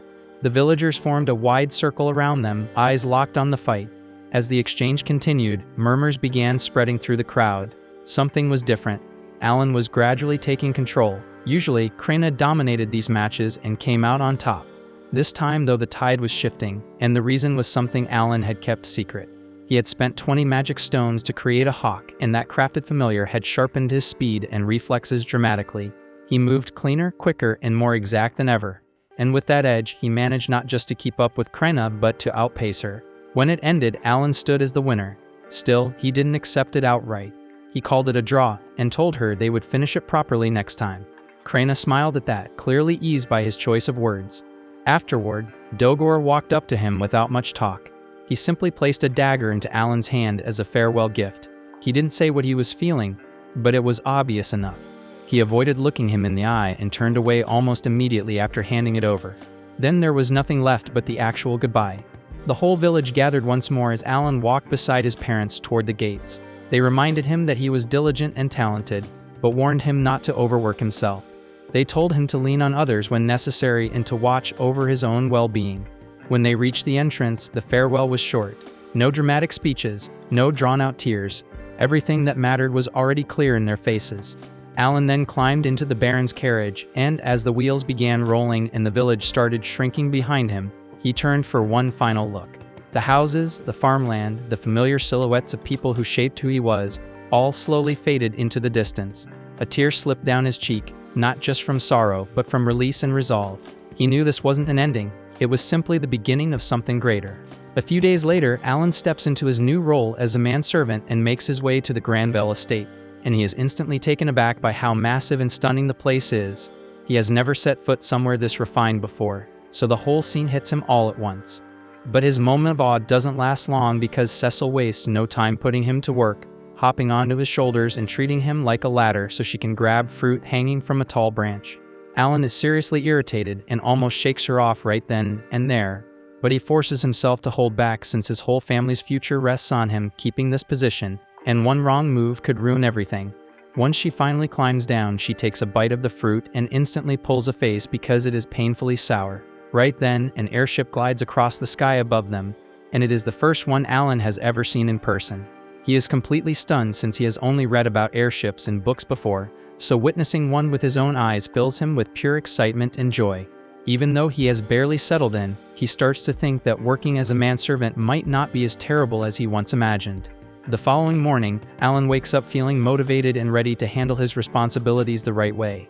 He goes downstairs to the servants' quarters where he is introduced to the head attendant, a relaxed and easygoing man named Rickle. As soon as Alan greets him, Rickle asks how things have been going with Cecile. One glance at Alan's face tells Rickle everything he needs to know. Rickle gives him a sympathetic look and mentions that life would be much simpler if Alan had been assigned as a hall boy instead of a manservant. Still unsure about what separates the two roles, Alan decides to ask him to explain it clearly. Rickle calmly breaks it down, saying that the estate has a clear servant hierarchy divided mainly into senior and junior ranks. Even though manservants fall under the junior category, they are still recognized as part of the household and are involved in family affairs, treated with courtesy and proper respect. Hall boys, however, also belong to the junior rank but are not regarded as members of the household. They are temporary aides who step in when necessary and do not hold any family standing. Alan is shocked to discover that certain servants are acknowledged as part of the royal household and take part in its internal matters. After hearing all of that, he finally understands why his father had cried with overwhelming happiness. Granville did not simply give him employment. He granted him a place within the family itself, offering him recognition and honor that carry real weight and meaning. Not long after, Alan serves breakfast to the royal family, carefully placing every plate and adjusting each detail to make sure everything suits their taste. The First Lady is instantly impressed by how fast Alan has adapted to his role. She never imagined that someone who used to be a serf could carry himself with such flawless etiquette, sharp awareness, and steady accuracy. Granville, noticing how hard Alan is working, casually mentions that Alan does not have a talent, and that immediately grabs Cecile's attention. She jumps at the chance to show off, proudly announcing that she possesses the wizard talent, while her brother Mihai holds the swordsman talent. Granville quickly scolds her, firmly reminding her that boasting about talents is unacceptable, which makes Cecile awkwardly correct herself. Soon after, one of Granville's children, Thomas, starts crying because he also lacks a talent just like Alan. Granville gently comforts him, reassuring him that he will still be able to enroll in the Nobles College in the royal capital. He explains that he himself was born without a talent, which is why he attended the Nobles College, and it was there that he met their mother and built his family. Hearing this, Thomas does his best to lift his spirits, encouraged by his father's story and steady reassurance. With the tension gone, Alan enjoys having the afternoon free and decides to wander into town to look around. He is instantly amazed by how much bigger and more developed the town is compared to his small village. While exploring, his gaze lands on the Adventurer Guild, and he quickly heads inside to ask about registering as an adventurer. When he tells the receptionist that he is only 8 years old, she calmly informs him that the minimum age requirement is 12 and shakes her head. Refusing to let that crush his ambition, Alan decides that this will not stop him from chasing his monster hunting goals. He walks over to the notice board and begins gathering information about the monsters nearby, studying the postings closely and paying attention to which creatures appear often, including rumors about the legendary white dragon. As Alan carefully scans the board, an adventurer named Raven walks up and bluntly tells him to leave, insisting that this is no place for a kid to hang around. Alan nearly steps away but then realizes this is the perfect chance to learn from someone with real field experience. With a few smart questions and subtle tricks, he manages to draw out valuable details about the monsters listed, including their abilities, behavior patterns, and weaknesses. Just as he wraps up, Raven's teammates show up, making it clear that Alan should get going. He leaves with a quiet sense of satisfaction, confident that he has gathered exactly what he needs to move forward with his next objective. The following day, Alan makes his way to the town gates to head outside, but one of the guards stops him before he can pass. Without hesitation, he shows his servant pass, and once the guard recognizes its authority, he immediately steps aside and swings the gate open. After walking a fair distance, Alan realizes with slight frustration that he has not encountered a single monster. So he decides he will have to actively hunt them down. Acting fast, he summons 5 hawks and sends them soaring out to scout the surrounding area for any trace of monsters. Before long, one of the hawks returns, signaling that it has found something. Following the hawk's direction, Alan soon spots a small band of goblins. He wastes no time and summons 5 saber-toothed tigers, which surge forward and tear through the goblins effortlessly. Alan even lands the finishing strike on one of them by throwing a rock, bursting into laughter at his small but satisfying victory. Wiping out the group rewards him with 1000 XP, and he feels thrilled by how smoothly things are going. He then gathers the magic stones left behind and stores them carefully before ordering the hawks to resume their search for more prey. Not long after, the hawks locate another goblin group, and Alan uses the rest of his summons to eliminate them cleanly. One after another, the monsters fall, and by sunset, Alan has accumulated over 16,000 XP. He jumps with excitement, calling it the greatest day off ever since he leveled up twice. Along with the experience points, he gains powerful buffs for his summons and learns more about magic stones and the behavior patterns of D-rank monsters. Even when night falls, he still feels energized and tells the hawks to find another target. But this time the hawks refuse because the darkness makes it impossible to see clearly, and that is when it hits him that he had been depending on the hawks to guide him back. And now he is completely lost in the forest. But after struggling for a while, he finally manages to find his way home. Roughly a month later, he visits one of the blacksmith shops in town to buy iron balls for hunting. He pays 60 silver coins in total, feeling proud that he has already reached level 12 in such a short time. After spending the day walking around town, Alan eventually returns to the estate and finds Sebus waiting for him. Sebus informs him that Granvelle wants to see him. Alan heads to Granvelle's office, where Granvelle praises him for his flawless work as a servant. Yet he also expresses concern about how Alan spends his days off, pointing out that he always leaves at dawn and does not return until nightfall. Alan gets why they're uneasy about it, so he chooses to lay everything out straight. He tells them he's been spending his spare hours tracking and taking down monsters. Hunting is basically in his veins since he's the son of a boar hunter, and that honestly earns Granvelle's respect. He had thought Alan was just wasting his breaks fooling around, so this surprises him in a good way. To make things official, they agree that every piece of meat Alan brings back will be purchased for 1 silver coin. Alan can barely hide his excitement, realizing he can chase what he loves and get paid for it at the same time. After 6 months, Alan is once again deep in the forest, getting ready to clear out more goblins like he always does. Out of nowhere, his hawks dive down toward him, clearly restless and more on edge than usual. The second he senses something's off, Alan bolts in the direction they're guiding him and stumbles upon Raven and his team surrounded by goblins. Raven is already gravely wounded, barely hanging on, while Rita and Milsey struggle to keep the attackers at bay. Alan studies the scene for a moment and figures summoning his creatures in front of them would only create panic, so he decides to handle it himself this time. He and Rita sync up smoothly, striking in rhythm and cutting down the remaining goblins together. For Alan, the fight feels almost too easy now. He has grown far stronger, with both his strength and agility surpassing 300, making D-rank monsters little more than warm-up targets. Once the goblins are down, Raven's condition still looks critical, and Alan knows there's no time to hesitate. He pulls out a healing flower and presses it against Raven's wounds. In an instant, the injuries close up and Raven is restored as if nothing had happened. Raven recognizes Alan as the same young man he spotted at the Adventurer Guild not long ago and thanks him sincerely for saving his life. Just as Alan turns to leave, the party calls him back, insisting they owe him something for his help. Alan isn't interested in riches or praise, so he simply asks them to collect 100 E-rank magic stones for him. They agree without hesitation and promise to have them ready within a week. After they separate, Alan turns his attention to Hawkins and questions why he flew past the strict 3-kilometer boundary he had set. But when he notices Hawkins' expression, it clicks. The Hawk had gone farther because he wanted to help the adventurers in danger. Alan had always assumed his summons were just obedient tools following commands, yet now he understands they have their own will and emotions. Realizing that, he gently pats Hawkins on the head and apologizes for snapping earlier, making it clear he never meant to come down on him so hard. Hawkins accepts it and the connection between them feels deeper than before. With everything settled, Alan goes right back to his role as a manservant, once again tolerating Lady Cecil, using him as a human step stool so she can reach a jar of jam from the highest shelf. He handles it without complaint, continuing to juggle his life of service and adventure with the same steady commitment he always shows. Sometime later, the family sits down for lunch, and Xenoph can't hide how impressed he is by how delicious everything tastes. Cecil beams with pride, explaining that the dish was prepared using some of the horned rabbits Alan caught himself. Xenoph praises Alan's ability, though he says it's only natural for the son of a seasoned warrior like Rodin to have that kind of talent.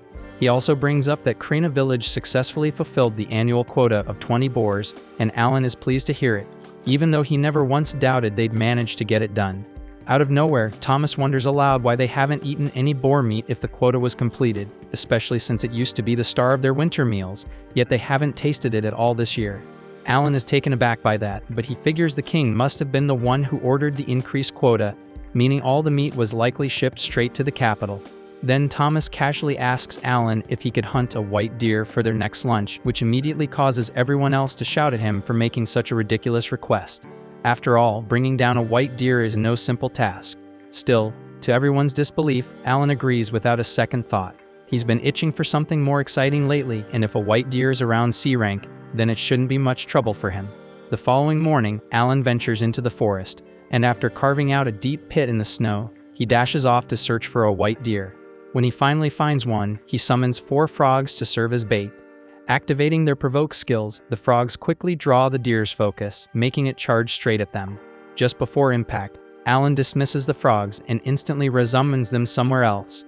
He repeats this trick several times, steadily guiding the deer exactly where he wants it.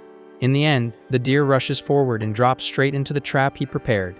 And now that it's stuck, finishing it off is effortless. About an hour later, chaos breaks out at the mansion when a massive white deer suddenly appears at the front gate. The servants panic and prepare to strike, but just before they move, they hear a voice coming from underneath the beast.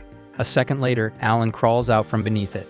Taking it down had been simple, and the kill rewarded him with over 2,000 XP, but dragging the huge thing all the way back alone was a serious hassle. He tells the servants to fetch Thomas since he hunted this deer specifically for him. Soon after, the whole family rushes outside to see the commotion, and Granville is stunned that Alan actually succeeded. Thomas is overjoyed at the thought of enjoying venison for New Year's, while the rest of the family is still trying to process what just happened. Granville can't help but question whether Alan is truly talentless because there's no way an ordinary 8-year-old should be able to defeat a C-rank monster solo. With that in mind, he decides Alan needs to be evaluated again as soon as he can. A short time later, Alan is summoned to a meeting with Cebus, where he's told that he's being elevated to the position of huntsman. With this new role, Alan will be responsible for supplying the household with game and standing guard if monsters ever threaten the estate. In return, he'll be paid 100 silver coins each month, which is double what he earns right now. On paper, it sounds like a sweet deal, but Alan quickly realizes what's really going on. They're trying to avoid paying the full market value for any powerful beasts he brings down. That deer alone was worth more than 100 silver, and handing him a fixed wage is far cheaper than paying for every monster individually. Alan doesn't care too much about missing out on the extra profit as long as he's free to hunt whenever he feels like it, but just as he's about to head out and get started, Seba stops him. He reminds Alan that he still has his regular responsibilities as Cecil's attendant, meaning he's only permitted to hunt once a week. The news hits hard, and Alan can't hide his disappointment, but complaining would only make him look bad, so he swallows it and accepts the arrangement. Not long after, Alan accompanies Cecil to the harbor to welcome Mihai, who is finally returning home from the academy for a visit. It's the first time Alan has ever seen an airship up close, and he can't help being fascinated by the way it operates. Cecil, on the other hand, couldn't care less about the mechanics, and the moment Mihai steps off, she rushes forward and throws her arms around him, excitedly telling him how much she missed him. She asks why he didn't come back last summer like he promised. Mihai admits he did make that promise, but unforeseen circumstances got in the way, and he sincerely apologizes for letting her down.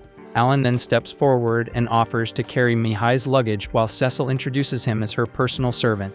Mihai comes across as kind and perceptive, and after a single glance at Alan, he recognizes his potential and says so openly. Alan feels relieved that Mihai is level-headed. Dealing with another personality like Cecil's would have been exhausting. Watching the siblings interact so naturally makes him quietly wonder how his own family is doing these days. Later that afternoon, Alan heads out to hunt a few creatures for lunch, and by the time he returns, the kitchen staff are thrilled, praising the freshness and quality of the ingredients and expressing their gratitude for his effort. As he's about to store the meat away, he notices Mihai sparring with Xenof in the garden. Despite being only 14, Mihai demonstrates impressive skill, especially managing to keep up with someone like Xenof. Still, the difference in raw power is obvious, and in the end, Mihai is forced to concede defeat. Everyone showers Mihai with praise for how well he performed, but then Cecil spots Alan hauling in his catch for the day, and she immediately compliments him on landing something that impressive. There is no denying it took serious skill to bring down a monster like that, and since they happen to have some spare time, Mihai casually asks Alan if he wants to have a spar as well. Xenof glances at Granvelle for approval, and when Granvelle shows no objection, Xenof passes Alan his sword so he can step into the match. Alan is fired up since it is his first time gripping a mithril blade, and it has been forever since he last sparred, so he is more than ready. At the moment, his stats are tuned for hunting, not straight-up combat. But with all the recent level gains stacking up, he is confident his current build can handle it. The match kicks off and Alan starts by pulling his strikes, not wanting to injure Mihai, but the instant their swords collide for the first time, Alan understands something. This guy is no joke. Mihai spent years training and studying at the Royal Academy, and that kind of experience shows the second steel meets steel. So even if Alan matches him in raw power, his technique is still beginner tier at best, meaning he never really had a shot. When the duel wraps up, everyone goes right back to praising Mihai's strength, though Cecil makes sure to commend Alan too since he managed to keep up for a decent stretch. Thomas asks Mihai how he became that strong, and Mihai explains that last summer he was assigned to clear a dungeon as a project, and that ordeal pushed him to a whole different level. Cecil realizes that must be why he could not visit last summer, and she feels a little guilty for not knowing, but Alan is too busy imagining how insane the Academy's training must be. Cecil then asks Mihai if he plans to stay longer, yet unfortunately he has to return to the Academy in a few days and will not be back until next summer. Out of nowhere, Alan asks Mihai to spar with him again the next time he returns, and Mihai agrees without hesitation.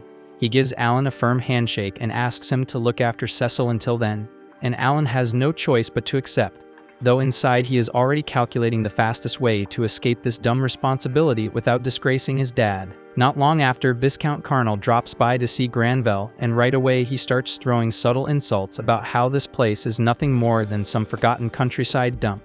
Granvelle brushes it off with a laugh, but the tension between them is obvious. These two genuinely can't stand each other. Alan personally brings Carnal his food, and Carnal lights up, convinced he is finally tasting the famous boar meat Gran has supposedly been hoarding. In reality, it is just horned rabbit that Alan hunted himself, and the funny part is that Carnal cannot even tell the difference. The Carnal and Granvelle families have been rivals for centuries. At the moment, the Carnal lands are thriving, while Granvelle's territory is struggling through a serious economic slump. The reason behind it all is White Dragon Mountain, and both territories sit on opposite sides of it. The mountain is rich with mithril, so each side established multiple mines to profit from it. The problem is that the dragon nesting at the summit is currently settled on Granville's side, which makes it impossible for them to operate their mines, so that single issue crushed their economy. It has not always been this way though, because the dragon is unpredictable and changes its nesting ground roughly every 100 years. Whenever it switches sides, the balance of power flips completely between the two territories. Eventually, Granville asks Carnal what the real reason for his visit is, since he clearly did not travel all this way just to exchange petty remarks. Carnal is so absorbed in his meal that he almost forgets to bring it up. Then he casually mentions that his eldest daughter recently completed her appraisal and he wanted to personally deliver the news. Alan immediately assumes Carnal's daughter must have awakened some extraordinary talent and that he came here to brag about it. Instead, Carnal announces that his daughter has no talent at all. That alone is strange, but what makes it even more confusing is how Carnal mockingly reminds Granville that 2 of his 3 children possess talents. Granville snaps back, pointing out that Carnal also has an older son with talent, which means both families still have heirs who must shoulder a noble's responsibilities someday. After that tense exchange, Carnal leaves and Alan is left completely puzzled about what the entire conversation was supposed to accomplish, though he does come to realize that noble life is far less glamorous than he once imagined. Later on, during one of his free days, Alan meets up with the party he previously assisted. He asks for their guidance because he is considering taking on a few C-rank monsters. He has already wiped out more than 10,000 goblins in the forest, and grinding D-rank creatures is no longer challenging. The group cautions him that C-rank monsters are on a completely different level and far more dangerous than what he is used to. Alan understands the risk, which is exactly why he wants to gather as much knowledge as possible from them before heading into his next serious hunt. A little while later, Alan is roaming through the woods when one of his birds notices a C-rank beast and immediately flies over to alert him. Alan heads out to check it out and discovers an orc dozing beneath a tree. It's the perfect chance to strike, so he unleashes a swarm of tigers and ambushes the orc without hesitation. The orc attempts to resist, but Alan has far too many summons for it to handle, and before long, it collapses. After finishing it off, Alan cuts into the corpse to extract the magic stone. He feels genuinely satisfied for defeating a C-rank monster without setting up a trap beforehand. Still, he quickly reminds himself to stay grounded because he's nowhere near strong enough to defeat Mihi yet, and getting cocky would be a stupid mistake. Right then, one of his birds signals that another C-rank monster is close by, and this one turns out to be an armored ant. Alan hesitates for a moment since he remembers Raven nearly losing his life to one of those things, but there's no turning back now because the ant has already locked onto him. With no other option, Alan sends in his tigers, yet their claws can't break through the creature's thick shell, forcing him to come up with another plan. He decides to use his butterfly summons to try and put it to sleep. Once the ant flips onto its back, Alan leaps onto its underside and attempts to stab it, but even with his attack power exceeding 400, his blade refuses to pierce through. The ant begins to stir and Alan panics, repeatedly driving his knife down until he finally cracks the armor and puts it down for good.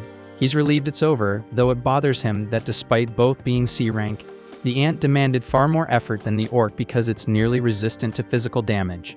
He can't help but think that magic might have made the fight easier. And then it hits him that his intelligence stat is incredibly high, which means maybe he could actually cast spells. To test that theory, he asks Cecil if he can sit in on her magic lesson. During class, he questions the instructor about whether he has the potential to use magic. The teacher produces a magic orb and explains that it will glow if he possesses any magical aptitude. Alan concentrates with everything he's got, but the orb stays dark no matter what he does. He's forced to accept that he has 0 magical talent, and it hits him harder than he expected. Seeing how crushed he looks, Cecil feels sorry for him and hands him a cookie, hoping it might lift his spirits. One evening, as the family is gathered around the table for dinner, Rickle suddenly storms into the dining hall, breathless, announcing that a murder gulch has been sighted nearby, and at the speed it's moving, it will reach the southern gate in under 2 hours. The news hits hard and Granville immediately asks whether Xenoph can handle it. But Xenoph and his knights are currently out on a monster subjugation mission, and they won't return for at least 2 days, which means they have to face this crisis alone. Granville quickly instructs Rickle to head to the Adventurers Guild and issue an urgent quest, calling for anyone capable of defending the city to step forward. While that's being arranged, Alan steps up and volunteers to stall the murder gulch himself.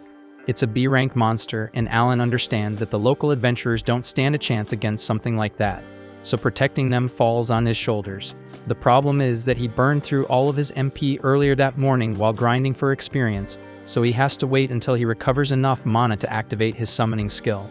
The entire city is alerted about the approaching threat, and panic spreads as people scramble to escape. Amid the chaos, Alan overhears a desperate man begging an adventurer to rescue his wife and daughter, who are trapped inside their carriage, the very one the murder gulch is currently gnawing apart. Inside, the mother and child are paralyzed with fear, knowing it's only a matter of time before they're eaten. However, Alan refuses to stand by and watch, so he grabs one of his iron balls and hurls it straight at the creature's eye. The strike successfully pulls the monster's attention away from the helpless family, but now its focus locks onto Alan. Without hesitation, he bolts and begins leading the beast toward the mountains, determined to draw it as far from the city as possible. While sprinting, his MP finally replenishes, allowing him to reset his summon lineup and load up on butterflies, since they grant boosts to his speed and agility. He then summons a swarm and attempts to use their magic to lull the monster to sleep. However, the murder gulch shows resistance to sleep spells, and instead of collapsing, it grows enraged and swats the butterflies out of the air, leaving Alan with barely any viable tactics left.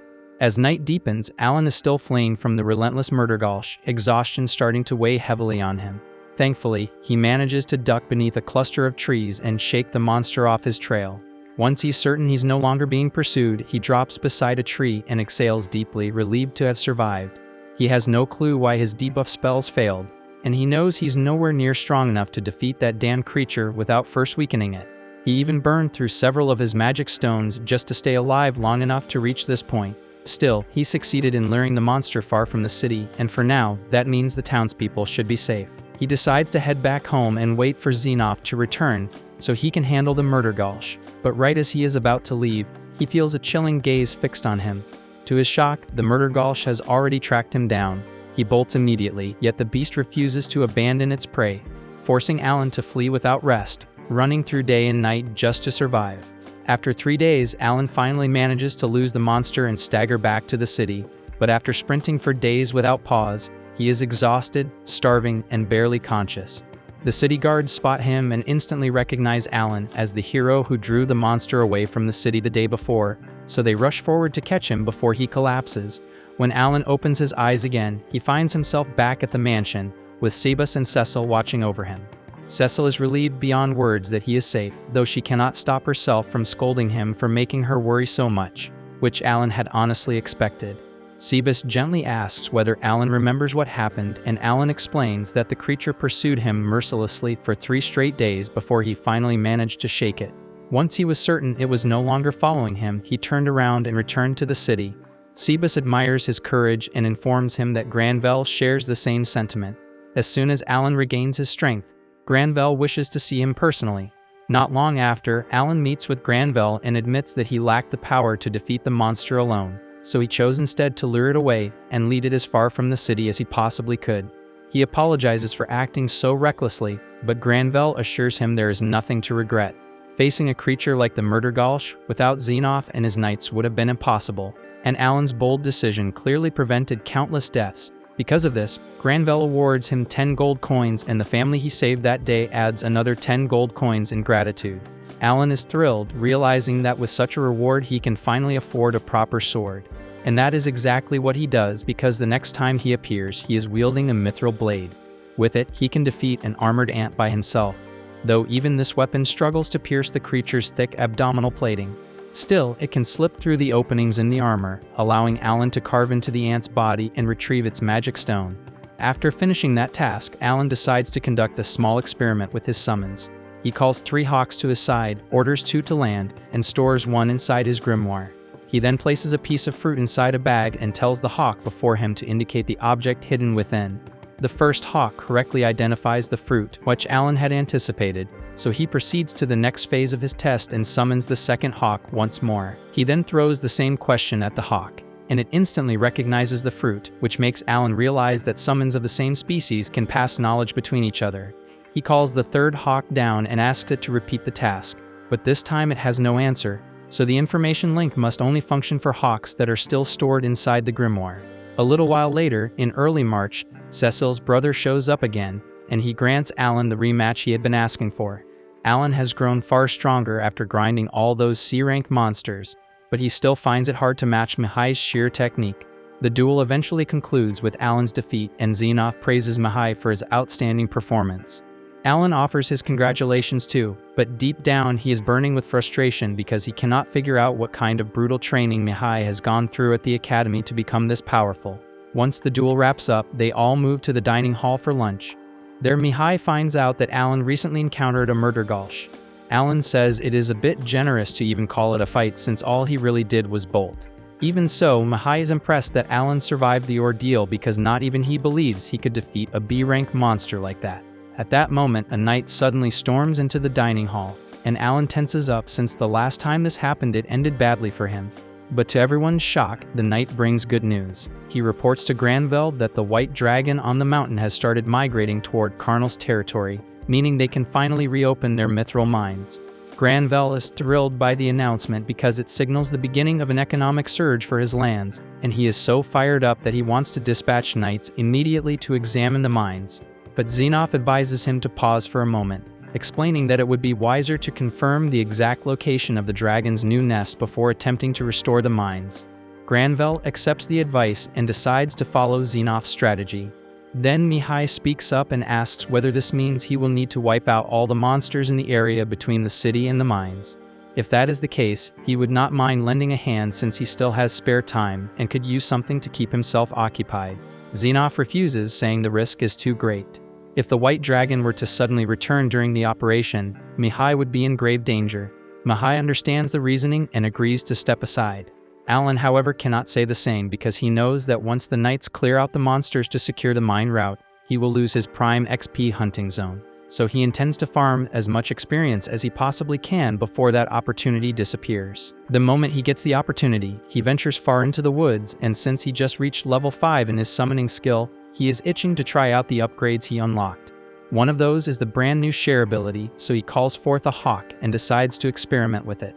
The instant he triggers the skill, Alan suddenly gains access to the hawk's eyesight and ends up staring at himself from an outside perspective.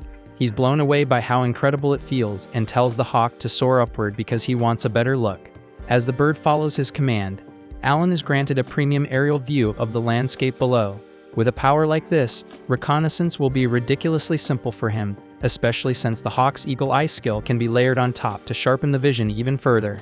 Watching how smoothly the vision link functions makes Alan wonder how many creatures he can connect to at once, so he decides to push things further. He summons 3 additional hawks and applies the share ability to each of them, allowing him to experience their perspectives alongside his own sight simultaneously.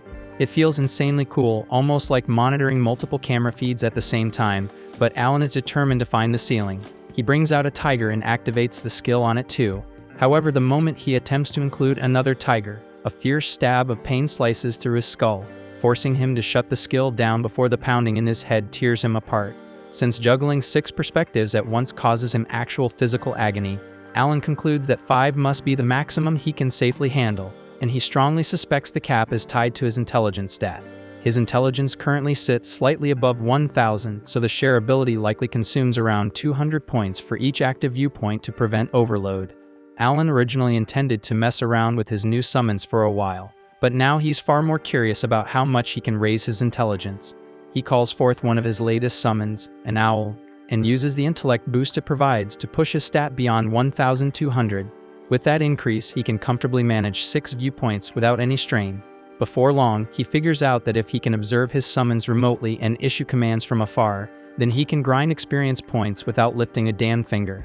To confirm the idea, he summons several of his newer creatures and directs them to coordinate against a cluster of armored ants. As expected, they wipe the ants out with ease. Thanks to this setup, Alan won't have to stress about losing his excuse to go hunting, so he gives his summons strict instructions and orders them never to attack human adventurers, even if those adventurers strike first, because he refuses to risk being blamed for killing someone. Once that's settled, he gets ready to exit the forest, but then it hits him that there's another clever way to use shared vision. He dispatches one of his birds all the way back to Krena village to check on everyone, and through its eyes, he sees that life there is peaceful. Krena and the others are practicing. Rodin is tending the crops, and his mother is carefully braiding his little sister's hair. Seeing them again, even through borrowed sight, eases his heart. He intends to return in person someday, but for now, Alan has the bird drop off a gold coin for them before it flies away. Half a year passes, and Xenoph, along with his knights, have been steadily pushing forward to retake the mines. But sadly, Xenoph reports to Granvelle that the process will drag on far longer than they first believed, because while the mithril mines sat abandoned, they were completely infested with monsters. And to make matters worse, the nearby villages that once functioned as mithril processing sites have also been seized by monsters, so he predicts it will take no less than 3 full years to secure every one of those territories. Granvelle is stunned when he hears this, so he urgently presses Xenoph to finish the job as quickly as possible, since waiting that long is out of the question for him. Alan thinks it is somewhat strange that Granvelle is acting this restlessly, but then he overhears Granvelle questioning Xenoph about whether there is any news regarding what Carnal has been doing over the last few months.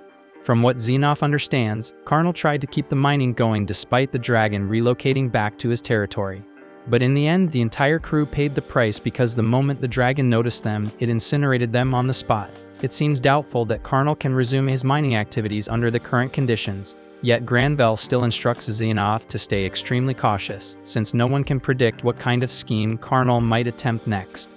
Alan does not fully grasp the details of their conversation, but he honestly is not too concerned because throughout the last 6 months he has been grinding XP alongside his monsters without pause. And once he reaches the age of 12, he intends to resign from his servant duties and officially sign up as an adventurer. That milestone is still 2 years away, so in the meantime he plans to eliminate as many monsters as possible before the knights wipe them out first. With that goal in mind, the moment he finds an opening, he heads into the forest and tracks down a settlement that has been taken over by goblins. Under normal circumstances, he would keep the goblin camp untouched to allow them to respawn and farm XP more efficiently, but he has seen Goblin Slayer, so he is well aware of the twisted things goblins are capable of out there. If he does not put a stop to them himself, they will only end up harming more innocent people later, which is why he refuses to show even the slightest restraint. He calls forth his bear summons to seal every exit around the village and traps the goblins within. And once there is absolutely nowhere left for them to escape, the bears tear into them without mercy. Before long, the Goblin King steps forward to confront him. Under normal circumstances, this would count as a boss encounter, but Alan and his summons are far too overleveled for it to pose any real threat. So within a few short minutes, every goblin in the vicinity is wiped out, and by the time it is over, Alan racks up nearly 50,000 XP, and he intends to hunt down and obliterate every goblin camp across the region, meaning his XP gains are only going to skyrocket from here. After some time, Mihai finishes his studies at the academy, which means it's time for him to come back and stay with his family. But to Alan's surprise, the very first thing Mihai does after stepping off the airship is challenge him to a full-on duel with no restrictions. Alan has no real reason to turn him down, so he accepts without hesitation. Once they return home, the two of them take their positions across from each other. Alan decides he is not going to hold back, so he dumps every one of his stat boosts into speed and power. The instant the duel starts, he bursts forward and closes the gap between them. Mihai is genuinely stunned by how much faster Alan has become compared to the last time they crossed blades. Even so, despite Alan's growth, Mihai still manages to stand firm because he holds the edge in raw strength and refined technique. Alan pushes himself to keep up the pressure, but before long Mihai deftly knocks the weapon from his hand, and just like that, Alan loses again. Alan takes the loss without complaint, and as he lifts his hand to congratulate Mihai, Mihai quietly walks past him and makes his way to Granvelle instead.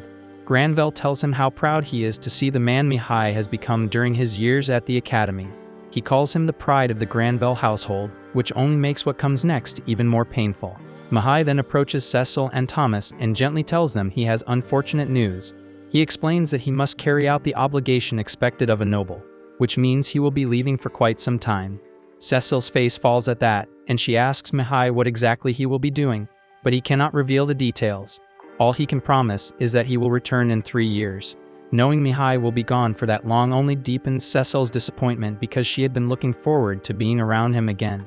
Alan does not fully understand what is happening, but from what he can gather, this so-called noble duty must be some harsh responsibility that every talented noble is required to shoulder once they reach a certain age. The following morning arrives, and Mihai prepares to depart to fulfill that obligation. After bidding farewell to his family, he walks toward his carriage. Just before stepping inside, he leans closer to Alan and quietly asks him to look after Cecil while he is away. And Alan agrees almost without thinking, and with that, Mihai leaves. Alan feels a bit curious about what this noble duty truly involves, but not enough to start digging into matters that are clearly meant to stay hidden, so he lets the thought fade. A year passes and Alan has achieved noticeable success in his mission to wipe out every goblin camp scattered throughout the forest.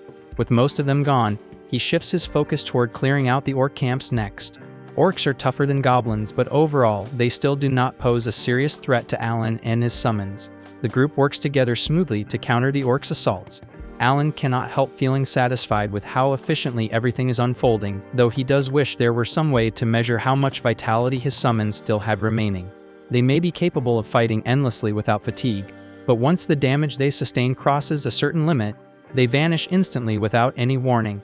In a situation like this, it is not a major setback since Alan can simply call forth more creatures if needed. The fight appears to be swinging in Alan's favor, but out of nowhere he catches sight of a spell tearing straight toward him, so he reacts fast and orders his 2 knights to shield him. They manage to intercept the blast, yet Alan is left wondering where the hell that magic even came from, so he glances behind and locks onto 3 orcs gripping enchanted scepters.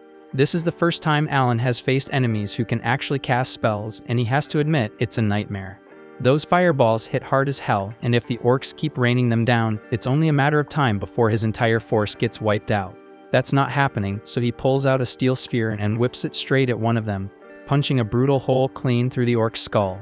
Alan feels a surge of satisfaction realizing he can one-shot these clowns, but before he can launch a second steel ball, he notices the remaining orcs ducking behind rocks to avoid getting blown apart, so maybe they're not as brainless as he first assumed. Then one of the orc casters bolts over to the orc king to report what's happening, and at the same time outside, the full might of the orc horde starts crashing down on Alan's position. There are way more of them than he anticipated, but after that goblin slaughter he's stocked up on a ridiculous number of high-grade magic stones, enough to summon 20,000 bears if he really feels like it. And that's exactly why he's convinced victory is just a matter of time. However, right when Alan begins to stabilize the battlefield, the Orc King himself steps forward. This one's a B-rank monster, which means this fight just escalated into something serious. Alan tests the waters by sending 2 bears at it, but the Orc King slices both apart with a single devastating swing. That's when Alan realizes he may have badly misjudged what a B-rank creature is capable of. So he tries flooding it with more bears in hopes of burying it under sheer numbers. Unfortunately, every new summon gets shredded instantly before they can even land a hit. He can't keep burning resources like this forever, and on top of that, those damn mages are still in play. As if on cue, one of the casters fires another blazing projectile straight at him. He orders his knights to block again, and they absorb most of the impact, but the heat and force are too overwhelming, causing them to vanish and leaving Alan alone against the scorching blast. Another spell slams into him and sends him flying, ripping a huge chunk out of his HP. He chugs an HP potion to patch himself up and desperately searches for a solution, but no matter how he runs the numbers in his head, none of his summons stand a chance against the Orc King, so he's officially out of moves. Right when he's on the brink of throwing in the towel and even considers retreating, Xenoph suddenly materializes at his side. He says he heard the chaos from a distance and rushed over immediately to check it out. When he asks what the hell happened, Alan admits he was just trying to wipe out the orc camp, and things spiraled way out of control. Alan quickly figures out he can't risk letting Xenoph catch sight of his summoned creatures, so he dismisses every single one of them on the spot. Honestly, that probably makes him look even sketchier, and he has zero clue how he's supposed to justify any of it without exposing himself. But unexpectedly, Xenoph doesn't press him about the summons at all. Instead, he calmly states that he'll deal with the Orc King personally. At the same time, he orders Vice Captain Libran to take care of the Orc Mages. Xenoph steps forward to confront the Orc King, and the towering brute brings its weapon crashing down at him. Xenoph blocks the strike with effortless precision, his expression never shifting. Alan can't believe Xenoph is trading blows with something nearly twice his size like it's nothing. But Libran casually explains that this level of combat is hardly even exercise for Xenoph. The man has a reputation for overwhelming strength. Libran then turns his attention to the Orc Mages before they get another spell off. Once he pinpoints their location, he activates his unique technique and fires a razor-sharp thrust that punches through one mage so brutally it looks like a botched surgery. He proceeds to eliminate the remaining mages and cuts down the rest of the Orc troops with the same ruthless efficiency. Meanwhile, Xenoph wastes no time and cleaves the Orc King cleanly in 2 within seconds. That night, Alan returns to camp and sits down with Xenoph for dinner. During the meal, Xenoph brings up how, not long after Alan entered service under the Granville estate, reports started surfacing about monster corpses scattered throughout the forest. It didn't take much effort to guess who might be behind it. Considering Alan's obvious skill, Zinov concludes he was never truly untalented. Alan immediately senses that his secret is unraveling, especially when Zinov directly asks whether the creatures he was commanding are tied to his abilities. There's no point denying it now, yet Alan is reluctant to reveal too much. If he admits that the deity of creation personally granted him this power, there's no telling what kind of chaos that would spark. After some time, Alan is back at the mansion when a squad of royal envoys arrives. The entire household gathers to learn their purpose, but to Granville's shock, the messengers hand over Mihai's diary and announce that his son has fallen. Granville refuses to accept it. Only 6 months have passed, so Mihai shouldn't have perished this quickly unless he was deliberately used as expendable bait due to being the son of a minor noble. The envoys show no sympathy and leave without another word, still burdened with similar grim news for other families. The room is left in crushing silence, with Cecil especially shattered by the thought that her brother is truly gone. The mansion spends the entire day grieving Mihai, as he was cherished by all of them.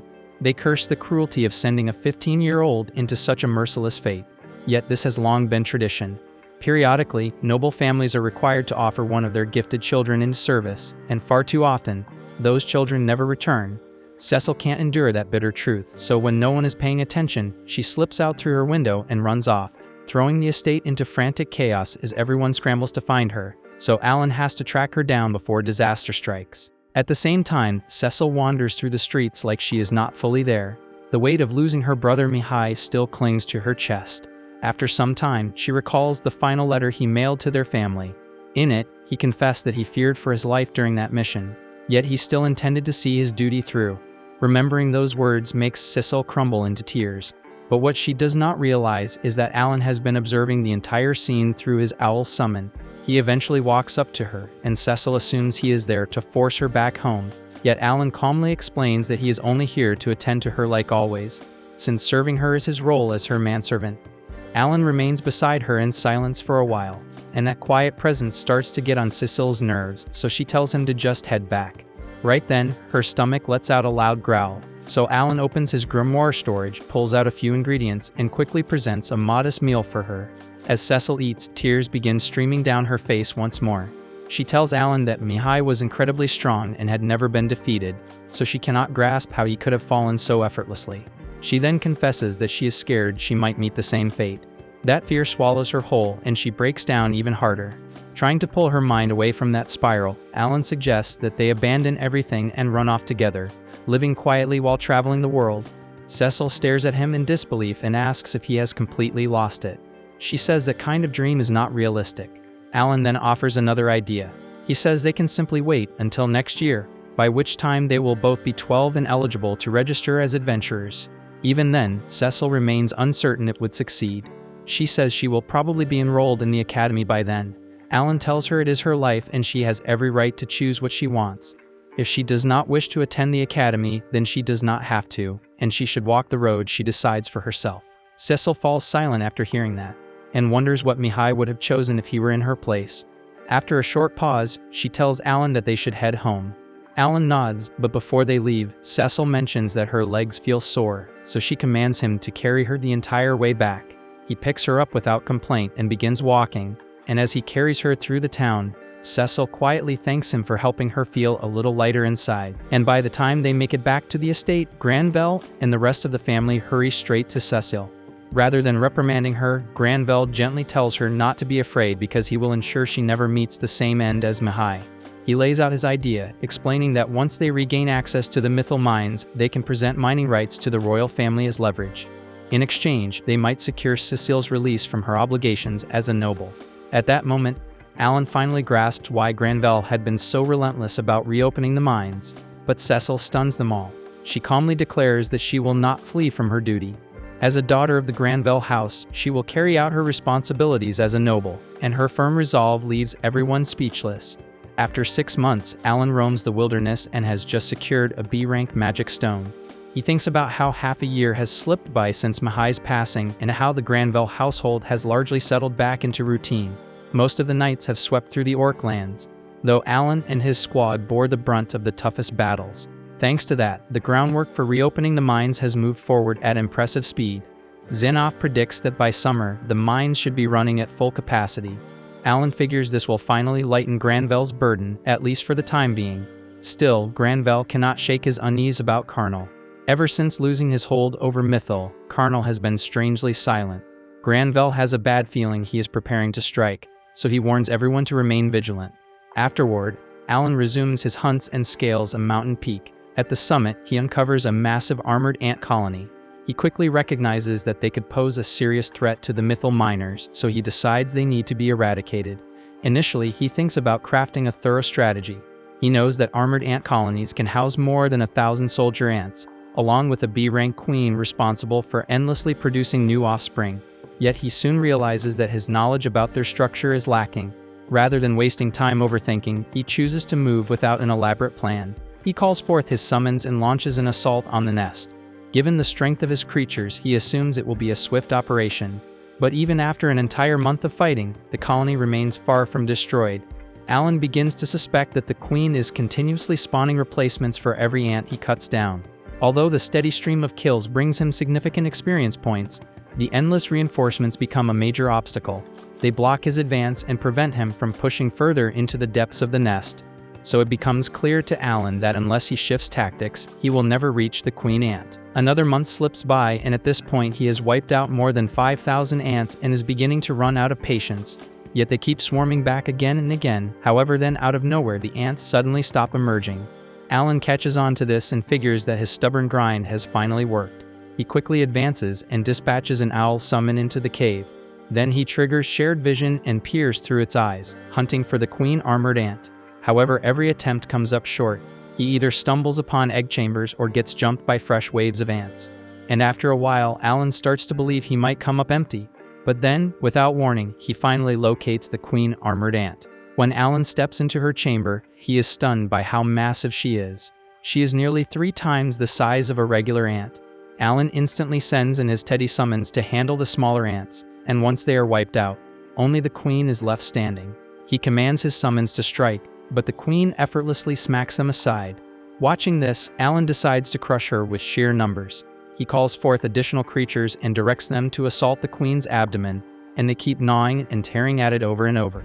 The damage stacks up until the queen can no longer withstand it and she finally collapses.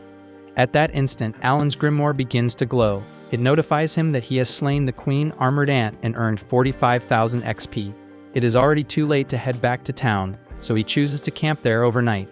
While surveying the surroundings, he uncovers something surprising, a piece of mithril ore hidden inside the cave. The following morning, Alan makes his way back to the mansion carrying the queen ant's exoskeleton. He anticipates a dramatic response, but to his surprise, Granville and the others do not appear particularly amazed. Granville says he finds it difficult to accept that Alan could eliminate an entire ant colony alone, queen included. Xenoff backs him up, noting that even seasoned knights would have trouble pulling off something like that. To settle the doubt, Alan reaches into his bag and pulls out the mithril ore he discovered. The moment they lay eyes on it, Granville and Xenoff are left speechless. That alone proves Alan truly ventured into White Dragon Mountain and wiped out the ant colony. Granville immediately presses him for a detailed account of everything that happened. Cecil observes the scene and understands that Alan had been telling the truth from the very beginning. After Alan lays out in precise detail how and where he uncovered the mithril, it becomes obvious that he has identified an entirely new 5th mining vein. And as a reward, Granville pardons him for spending the night away without permission. He adds that since Alan located the vein himself, he has earned a portion of it, so Granville grants him 30% of the mining rights. Alan is baffled and does not completely grasp what that actually implies, so Sebas steps in and assures him that in a few years he will fully appreciate what it means. Later that same year in October, Alan turns 12 and operations at the mithril mines restart after lying dormant for centuries. However, the newly discovered vein Alan found will not be excavated until the following year. Alan takes time to consider his current situation. He has already cleared the nearby lands of dangerous monsters, leaving almost no threats in the vicinity. He also no longer needs to stress about finances thanks to his share of the mines. Even so, the calm life does not satisfy him. He favors a tougher path and finds it hard to remain at ease for long stretches. Right then, Rickle shows up and informs him that a royal messenger has arrived, which makes Alan curious about the reason. Soon after, everyone assembles in the dining hall, and Alan can tell the atmosphere is tense, especially with Viscount Carnal present. Granville asks the messenger for the purpose of their visit. and the messenger explains that the carnal domain has taken severe losses in mithril output ever since the white dragon settled in their territory, and because of that, they have brought forward a proposal. Granville scans the document and is visibly taken aback. The proposal suggests joint control over the White Dragon Mountains. The messenger confirms this and adds that the contract was personally drafted by the Vice Minister of Justice. He further states that Viscount Carnal has already signed it, so Granville's signature is the only one left. Although Granville clearly considers the proposal absurd, he keeps his composure. He responds that he will first travel to the royal capital to assess the matter. The messenger grows hostile when Granville refuses to agree on the spot. He storms off, warning Granville that he will come to regret this choice. Once they are gone, Granville clenches the contract in irritation. He remarks that it is unjust that after being cut off from the mines for 100 years, others now intend to seize half of it. Granville then asks if Xenoff remains at the White Dragon Mountains, and Cebus confirms that he does, but says that he will return within 2 days. So Granville determines they will head to the royal capital as soon as Xenoff comes back to resolve the issue. Afterward, while Alan and the rest of the servants are talking through what just happened, sharp screams suddenly echo from upstairs. Alan bolts up without hesitation and catches bandits in the middle of abducting Cecile. Granville is alerted and left stunned by the news. Alan unsheathes his mithril blade and clashes with the intruders, but they prove far tougher than he anticipated. He casts enhancement spells to boost his power and agility. The bandits quickly catch on and toss a gas bomb, and the fumes send Alan crashing into unconsciousness. Several hours pass before Alan regains awareness beside Cecile. She is bound, and he soon discovers that he is restrained as well. Even so, as a summoner, being tied up does not stop him from fighting. He calls forth Chappie and activates shared vision to examine their surroundings. Through it, he sees they are inside a vast room resembling a storage hall, with the captors stationed nearby. A man named Dagra steps in and demands to know why Alan was captured too. One of the bandits begins to answer, but Dagra drives a fist into his stomach and reminds him who is in command. Before walking out, he orders them to kill Alan if he makes a single move. After Dagra exits, Alan listens in as the bandits start chatting. They mention that some kind of conflict is underway and that Xenoff is their greatest threat because of how powerful he is. Alan understands that relying on rescue would be foolish, so he chooses to take matters into his own hands. He attempts to reach for his weapon, only to remember that he lost his mithril sword earlier. He also realizes that protecting Cecil while fighting without it would be risky, so he decides to collect more intel first. Through Chappie, he continues scouting and uncovers the truth. They are not in a warehouse at all, but aboard a massive enchanted airship. The vessel is so enormous it even contains a dining hall. He further confirms that the Viscount and the royal envoy are part of the scheme, and he overhears Carnal discussing plans to use Cecil as leverage to secure control over the mining rights. Right then, Cecil stirs awake and starts struggling, prompting the kidnappers to consider striking her to silence her. And that's when Alan knows he cannot stall any longer, so he summons a butterfly and uses it to lull one of the captors into sleep. Then he snaps free from his bindings, rises to his feet, and gets ready to return the favor. Thanks for watching. If you enjoyed the recap and are excited for the next episode, make sure to like, subscribe, and hit that notification bell so you don't miss our daily recaps.